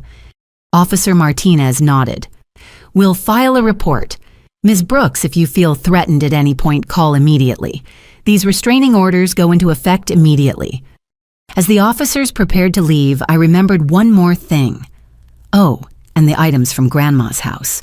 I want them returned within 48 hours. All of them. What items? Mom asked, though her guilty expression suggested she knew exactly what I meant. The jewelry you took the day after the funeral, the first edition books, the photo albums, the silver, all of it. Madison's face flushed. Those were gifts. Those were theft. Grandma's will specified all personal items came to me first for distribution. You took them before the will was even read. We'll return everything, Carl said firmly. I'll make sure of it. The process server stepped forward, handing each of them official court documents. You're being served with restraining orders.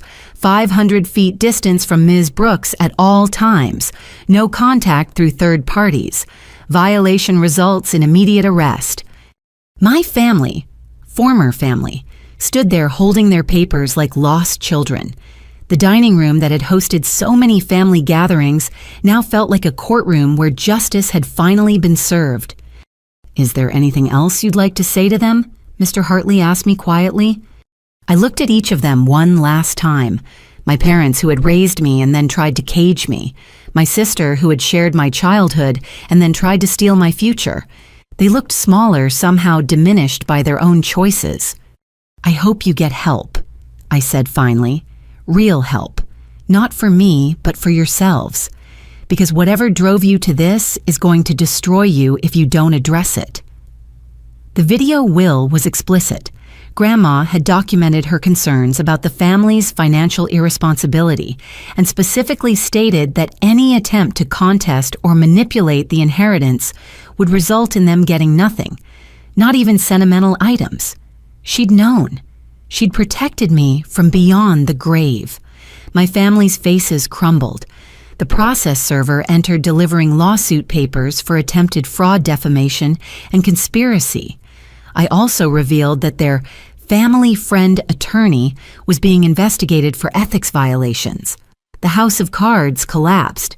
Madison's husband, who'd been listening from the kitchen, came out announcing he wanted a divorce. He hadn't known about the scheme. Dad received a call from his employer about the misuse of company resources for personal legal matters. Mom's society friends had already been informed about the scandal. The process server, a young man who'd clearly seen his share of family drama, handed over the papers with professional efficiency. Each document was another nail in the coffin of their conspiracy. Restraining orders, cease and desist notices, civil lawsuit documentation. The weight of legal consequences made their shoulders sag with each new paper. Carl's announcement of divorce cut through the legal proceedings like a scalpel. I can't do this anymore, Madison. I thought I knew you, but the woman I married wouldn't have done this. Carl, please. Madison reached for him, but he stepped back. We can work through this. It was a mistake. A mistake you planned for months to have your sister institutionalized. You broke into her home. You tried to steal millions of dollars. That's not a mistake, that's a crime spree. I did it for us, for our family. You did it for greed, and you've destroyed our family in the process. He turned to me, his expression pained. Doreen, I'm sorry. I should have seen the signs, should have questioned where she was going, what she was doing. This isn't your fault, Carl, I said, meaning it. He'd been as much a victim of Madison's deception as I had. Dad's phone rang, shattering the moment. He looked at the caller ID and paled. It's Harris. Harris was his boss at the accounting firm where Dad had worked for 25 years. With shaking hands, he answered. We could only hear his side of the conversation, but it was enough. Yes, sir, I understand. No, yes, I know the company policy, but Monday, yes, sir. He hung up, aging 10 years in 30 seconds. They know about the company computer being used for personal legal matters, the emails to Preston Law, the research on conservatorship laws during business hours. I'm suspended pending investigation. Robert, Mom gasped. Your job is gone, Dad finished hollowly. 25 years and it's gone. The dominoes were falling faster now. Mom's phone buzzed with text after text. She read them with growing horror. The garden club knows, the library board, the women's auxiliary. They're asking me to step down from my positions. How? Madison demanded. How do they know already? Mr. Hartley cleared his throat. Public records, Mrs. Walsh. Restraining orders are public documents. The civil lawsuit will be public knowledge by morning. In a town this size, news travels fast. You've ruined us. Mom turned on me with venom. Your own family and you've ruined us. You ruined yourselves the moment you decided I was worth more as a paycheck than a daughter. Madison's phone was ringing now. She looked at it with dread. It's the PTA president. I'm supposed to run the spring fundraiser. She didn't answer. We all knew what that call was about. In small communities, reputation was everything. Their elaborate scheme had cost them not just money, but their social standing, their careers, their marriages. The items from Grandma's house, I reminded them, 48 hours. How are we supposed to do that with restraining orders? Dad asked bitterly. Carl can serve as intermediary, Mr. Hartley suggested. He's not named in the orders. Carl nodded. I'll handle it. Make an inventory. Return everything. Even the ring, Madison asked plaintively. Grandma's engagement ring. She said I could have it. She said that before she knew you were plotting against me, I replied. Everything comes back. Officer Martinez, who had been observing quietly, finally spoke. I think we're done here. Mr. Hartley, Ms. Brooks will be in touch if we need anything else. As the officers left, the reality of the situation seemed to fully hit my family. They weren't just losing the inheritance they'd counted on. They were losing everything they'd built their lives around. Where will we go? Mom asked no one in particular. With the second mortgage, we can't afford the house. Robert's lost his job. Our friends won't speak to us. Maybe you should have thought of that before you tried to have me committed, I said, exhaustion finally creeping into my voice. Madison turned to Carl one more time. The kids. What do we tell the kids? The truth, Carl said firmly, that their mother made terrible choices and now has to face the consequences. Maybe they'll learn what not to do. You're taking them from me. I'm protecting them from this toxicity. My lawyer will be in touch. As Carl left, Madison collapsed into a chair, the fight completely drained from her. The family that had sat down to dinner just hours ago was completely shattered. Mr. Hartley touched my elbow gently. Ms. Brooks, I think it's time we left. I nodded, gathering my things. As I headed for the door, Mom called out one last time. Doreen, wait, please. I paused but didn't turn around. What are we supposed to do now? How do we survive this? I did turn then, looking at the 3 people who had been my whole world once. The same way I would have had to survive if your plan had worked. Figure it out. Get help. Take responsibility. But do it without me. You'll regret this, Dad said, finding one last reserve of paternal authority. One day when you're alone with all that money, you'll regret pushing away your family. No, Dad. I'll regret that I had to. I'll regret that you chose greed over love, but I'll never regret protecting myself from people who would destroy me for money. I walked out of my childhood home for the last time, Mr. Hartley beside me. Behind us, the sound of Mom's sobs and Madison's angry voice faded into the night. In the driveway, several neighbors had gathered, drawn by the police cars and drama. Their stares followed us, but I kept my head high. "You did well in there," Mr. Hartley said as we reached his car. "Many people would have caved to the emotional manipulation." "They're not my family anymore," I said, surprised by how steady my voice sounded. "They made that choice when they decided I was worth more dead than alive to them." "Not dead," he corrected gently. "Institutionalized." Same difference.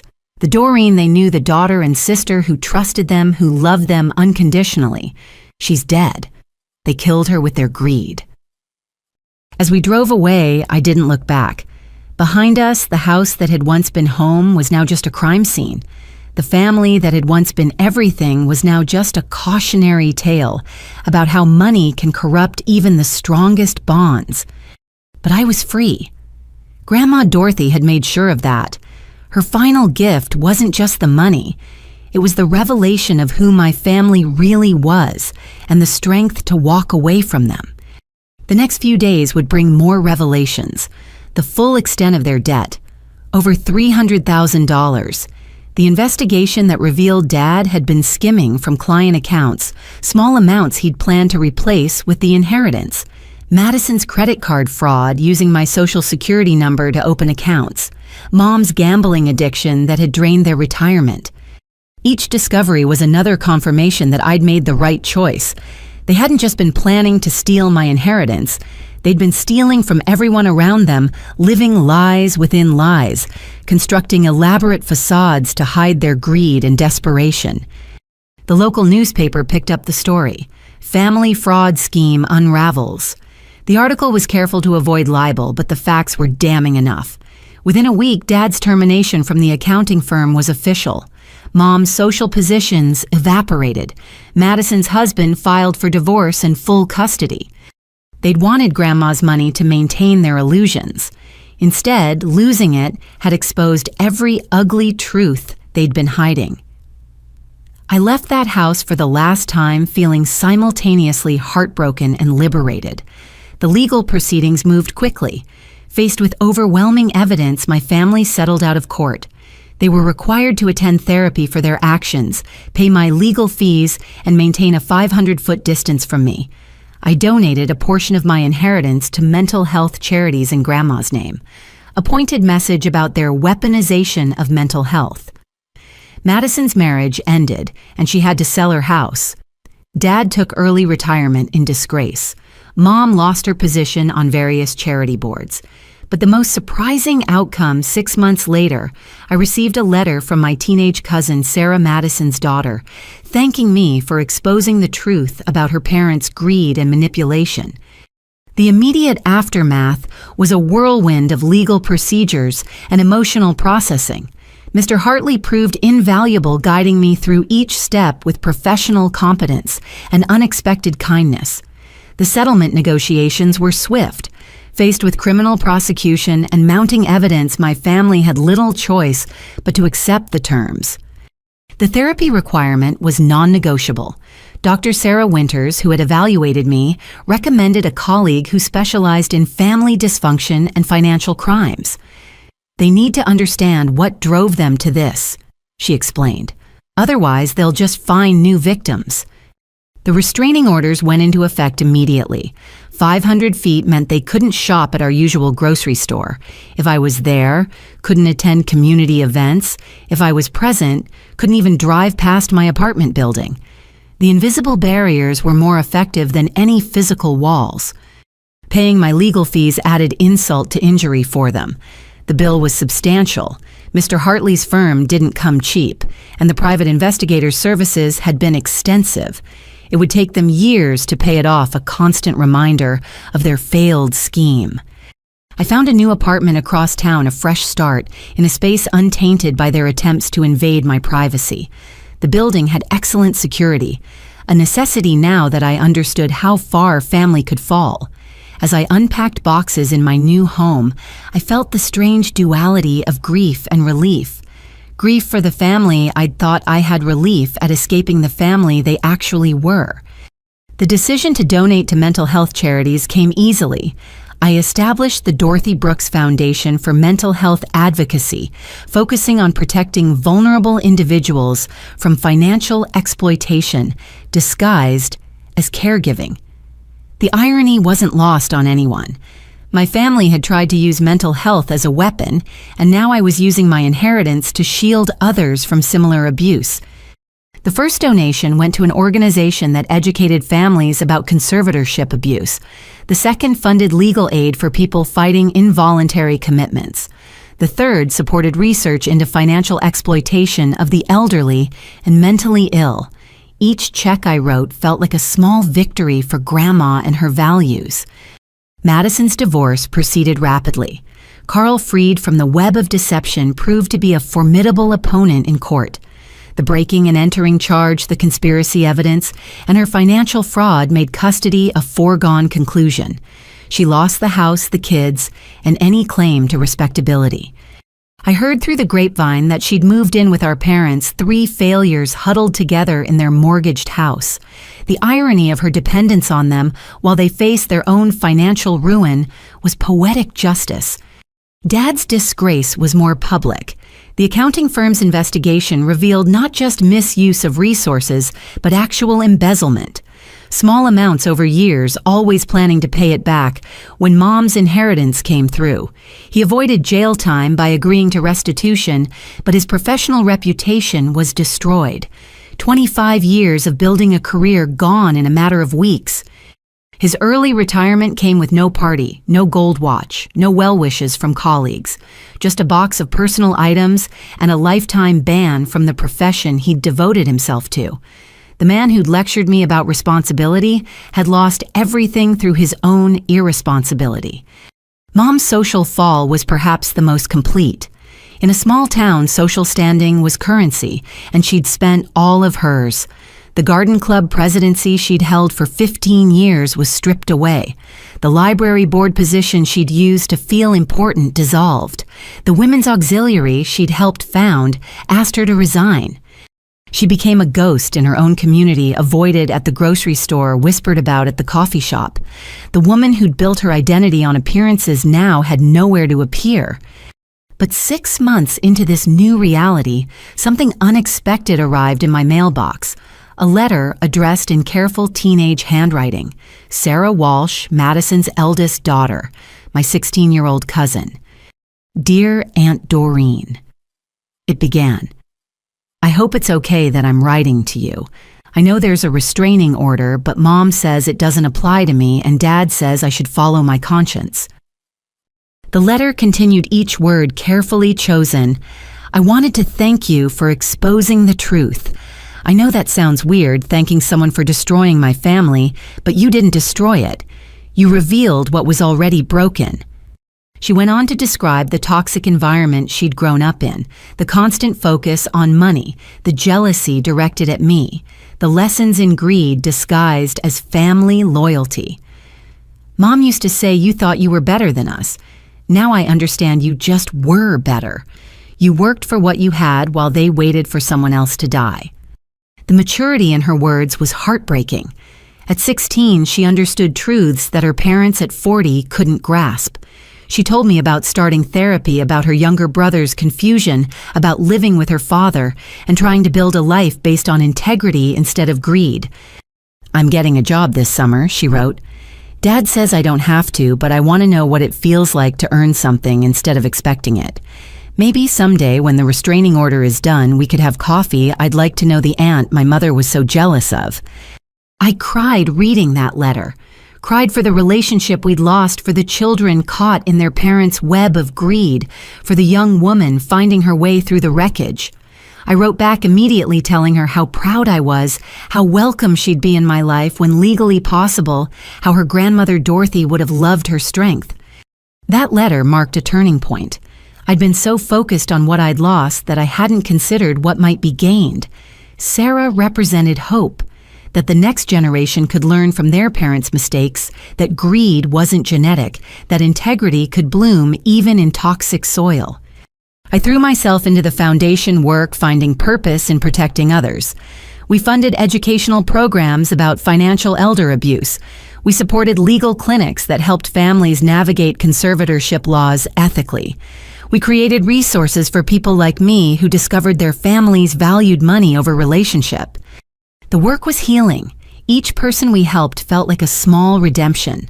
Grandma's money, which had revealed the worst in her children, was now revealing the best in strangers. Her legacy became not the greed she'd exposed, but the good that came from that exposure. 3 months after the confrontation, I received notice that my family had completed their first phase of mandatory therapy. The psychologist's report shared as part of the settlement was illuminating. Dad showed signs of narcissistic personality disorder with financial fixation. Mom displayed dependent personality traits with a gambling addiction. Madison exhibited antisocial behaviors with a pattern of manipulation. They were broken people who tried to break me to fix themselves. Understanding that didn't excuse their actions, but it helped me process my own emotions. They weren't evil masterminds. They were desperate, damaged individuals who'd chosen the wrong solution to their problems. The restraining orders held firm. A few times in those early months, I'd spot one of them at a distance. Mom at the farmer's market quickly leaving when she saw me. Dad driving past my office, carefully maintaining the required distance. Madison at the mall with the kids herding them away when our eyes met. Each sighting was a reminder of the life we'd shared and the choices that had severed it. But as time passed, the pain lessened. The acute grief transformed into a dull ache, then into acceptance. They'd made their choices. I'd made mine. We were living with the consequences. 1 year later, I stood in the garden of the women's shelter I'd founded with part of my inheritance, the Dorothy Haven. It specialized in helping women escape financial abuse from their families. My story had inspired dozens of others to come forward about similar experiences. I'd learned that blood doesn't always mean family, and that sometimes the greatest act of self-love is walking away from those who claim to love you while plotting your downfall. Grandma Dorothy's portrait hung in the main hall with her favorite quote, "Truth has a way of surfacing dear. Make sure you're swimming when it does." I still grieved the family I thought I had, but I'd gained something more valuable, the freedom to build a life based on genuine connections. The shelter's first success story was a woman whose siblings had tried to steal her inheritance through similar means. As she hugged me after winning her case, she whispered, "Thank you for showing me it's okay to choose yourself." That's when I knew Grandma's money had found its true purpose. The Dorothy Haven Women's Shelter opened on a crisp autumn morning exactly 1 year after that fateful family dinner. The building, a renovated Victorian home, stood as a testament to transformation. What had once been a private mansion now opened its doors to women seeking refuge from financial predators, wearing familiar faces. I'd chosen the location carefully. It sat on Maple Street, just 3 blocks from where Grandma Dorothy had lived her entire married life. Every day, women seeking help would pass by the small house where she'd raised her children, saved her money, and ultimately seen through their greed. The proximity felt like poetic justice. The opening ceremony was small but meaningful. Sarah attended with Carl's permission, representing hope for the next generation. Mr. Hartley came having become not just my lawyer, but a trusted advisor. Dr. Winters spoke about the intersection of financial abuse and psychological manipulation. The mayor, who'd known my family for decades, carefully avoided mentioning them while praising the shelter's mission. But the most powerful moment came when our first resident, Margaret Chen, stood to speak. A soft-spoken woman in her 50s, she'd contacted us after reading about my story in the paper. Her own brothers had attempted something similar, claiming her tech startup success had made her unstable and unable to manage wealth responsibly. For months, I thought I was going crazy. Margaret said, her voice growing stronger with each word. They documented every business risk I took as mania, every moment of stress as breakdown, every success as luck I couldn't replicate. They made me doubt my own mind. She looked directly at me. Then I read about Doreen's story, about how her family did the same thing, and I realized I wasn't crazy. They were criminal. The Dorothy Haven didn't just give me shelter, it gave me validation, it gave me strength. The shelter offered more than just temporary housing. We provided legal aid therapeutic services, financial counseling, and most importantly, community with others who understood the unique betrayal of family financial abuse. The betrayal cut deeper when it came from those who were supposed to protect you. Grandma Dorothy's portrait, painted from her favorite photograph, dominated the entrance hall. In it, she wore her signature pearl necklace and a knowing smile, as if she could see through the camera into the future she was helping create. Beneath it, a brass plaque bore her favorite quote, "Truth has a way of surfacing, dear. Make sure you're swimming when it does." I found myself standing before that portrait, often having silent conversations with the woman who'd saved me even after death. Sometimes I'd update her on the shelter's progress. Other times I'd share the pain that still surfaced when I thought about my family. But mostly I'd thank her for seeing what I'd been too blinded by love to notice. The work was challenging but rewarding. Every woman who walked through our doors carried a similar story. Families who'd chosen greed over love, who'd weaponized concern into control, who'd tried to steal not just money, but autonomy and dignity. The patterns were depressingly consistent. There was Janet, whose children tried to have her declared incompetent when she refused to co-sign their business loans. Maria, whose husband's family claimed her inheritance from her late mother, made her dangerously impulsive. Leslie, whose siblings had been documenting her grief after her divorce as evidence of mental instability, planning to take control of her teacher's pension. Each story reinforced that my experience wasn't unique. Financial abuse by family members was an epidemic hidden by shame and disbelief. Society expected family to be sanctuary, not a source of predation. The Dorothy Haven gave these women permission to acknowledge the truth and protect themselves without guilt. The educational component became crucial. We held workshops on recognizing the signs of financial manipulation, understanding conservatorship laws, protecting assets from predatory relatives. We brought in experts to teach about gaslighting, emotional manipulation, and the intersection of love and greed. One evening, 6 months after opening, I was leading a support group when a familiar name came up. One of our new residents, Patricia, mentioned that her lawyer was worried about the opposing counsel, William Preston. He specializes in these conservatorship cases, Patricia explained. Apparently, he's very good at making families seem loving and concerned while they're robbing you blind. Not anymore, I said quietly. Mr. Preston is no longer practicing law. The room looked at me expectantly. I rarely shared details of my own case, preferring to focus on theirs. But this felt important. He was my family's lawyer. His pattern of ethical violations in conservatorship cases led to his disbarment. He can't hurt anyone else. The relief in Patricia's face was palpable. One predator down, countless more to go. But each victory mattered. Each woman protected was a life saved from the kind of betrayal that cut deepest. As the shelter grew, so did its impact. We partnered with legal aid societies to provide pro bono representation. We worked with adult protective services to identify potential victims before the scheme succeeded. We lobbied for stronger laws protecting adults from predatory conservatorships. The media attention helped spread awareness. My story, once a source of shame and pain, became a cautionary tale that helped others recognize the danger signs. I gave interviews, wrote articles, spoke at conferences. Each telling got easier, the wound scarring over with purpose. Sarah visited monthly, always eager to volunteer. She organized donation drives at her school, tutored residents' children, and showed a maturity beyond her 17 years.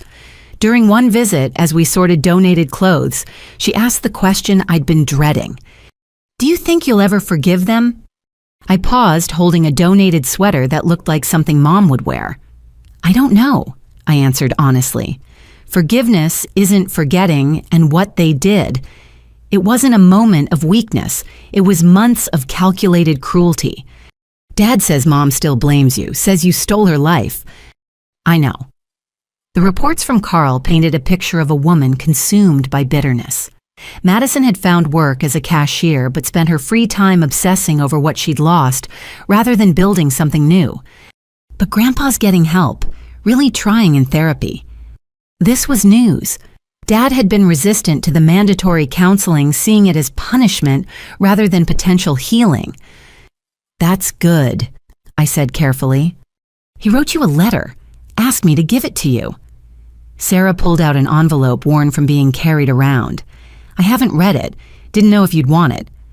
I took the letter with hands that suddenly trembled. Dad's familiar handwriting spelled out my name. The weight of it felt enormous. "You don't have to read it," Sarah said quickly. "I can throw it away if you want." "No." I slipped it into my pocket. "Thank you for bringing it. I'll decide later." That night alone in my apartment, I finally opened Dad's letter. His handwriting, once commanding and confident on those terrible documents, now looked shaky and uncertain. "Doreen," it began. "I know I have no right to contact you even through Sarah, but therapy has made me face truths I've spent a lifetime avoiding, and I need you to know that I know what we did was unforgivable." He went on to detail his sessions, his diagnosis, his growing understanding of how his need for control and financial security had poisoned every relationship in his life. He didn't ask for forgiveness or reconciliation. He simply wanted me to know that he finally understood the magnitude of their betrayal. "Your mother and sister aren't ready to see it yet," he wrote. "They're still trapped in their anger and blame. But I see it now.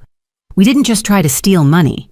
We tried to steal your freedom, your dignity, your trust in family. That's a theft that can never be repaid." The letter ended with an update on their lives. The house was in foreclosure. Mom's gambling had accelerated under stress. Madison worked minimum wage and raged against the world. But Dad had found work as a bookkeeper for a small nonprofit, slowly rebuilding some semblance of integrity. "I don't expect you to respond or forgive," he concluded. "I just wanted you to know that one of us finally understands what we lost when we chose money over our daughter. I'm proud of what you've built with the Dorothy Haven. Mom would be proud too. The real mom, not the greedy stranger she became. Take care of yourself, Doreen. You deserve the life we tried to steal." I read the letter 3 times, then filed it away. It didn't change anything. The damage was too great, the trust too shattered. But knowing that somewhere in the wreckage, Dad was trying to rebuild himself as a better person, brought a small measure of peace. The Dorothy Haven continued to grow. By the end of our first year, we'd helped 47 women escape financial abuse from family members. Our success rate in legal battles was remarkable, partly due to the documentation strategies we taught, and partly due to the network of ethical lawyers we'd cultivated. Each success story healed something in me. When Brenda won her case against cousins trying to steal her late husband's life insurance, I saw justice. When Amy's parents' conservatorship petition was thrown out of court, I felt vindication. When Deborah's siblings were arrested for fraud, I experienced a vicarious triumph. But the real healing came from the community we built. Women who'd been isolated by their abusers found sisterhood. Those who'd been gaslit into doubting their own minds discovered validation. The shame that had kept them silent transformed into strength that helped them speak. During one particularly meaningful evening, Margaret Chen returned to speak at our anniversary dinner. She'd not only kept her company, but expanded it, using her experience to build better safeguards for other entrepreneurs. She'd also started dating again, learning to trust, after betrayal. "The Dorothy Haven gave me more than legal help," she told the assembled group. "It gave me permission to prioritize myself without guilt, to recognize that family isn't entitled to destroy you just because they share your blood." As I looked around the room at dozens of women nodding in recognition, I realized this was Grandma Dorothy's true legacy. Not just the money, but the wisdom to protect it and use it for good. Not just the inheritance, but the understanding that some people would try to steal it. Not just the wealth, but the strength to defend it. The evening ended with a toast. Sarah, now 18 and preparing for college with a scholarship she'd earned herself, raised her glass of sparkling cider. To Dorothy Brooks, she said, who saw the truth and made sure her granddaughter could swim when it surfaced. To Dorothy Brooks, the room echoed. As I raised my own glass, I felt Grandma's presence, not in any mystical way, but in the practical love that had protected me, the foresight that had warned me, the strength that had sustained me. She'd known her children's hearts and chosen to protect her granddaughter instead. Standing there, surrounded by women who'd found freedom through shared struggle, I finally understood the full scope of Grandma's gift. Yes, she'd left me money, but more importantly, she'd left me the truth about my family and the strength to act on it. She'd given me the most valuable inheritance of all the knowledge that I deserved to be valued for more than what I could provide. The Dorothy Haven stood as proof that even the deepest betrayals could be transformed into purpose. Every woman we helped was a victory over greed. Every family scheme we exposed was justice for those who'd been silenced. Every life we protected was a testament to Grandma's wisdom. As the evening wound down and the last guests departed, I stood once more before Grandma's portrait.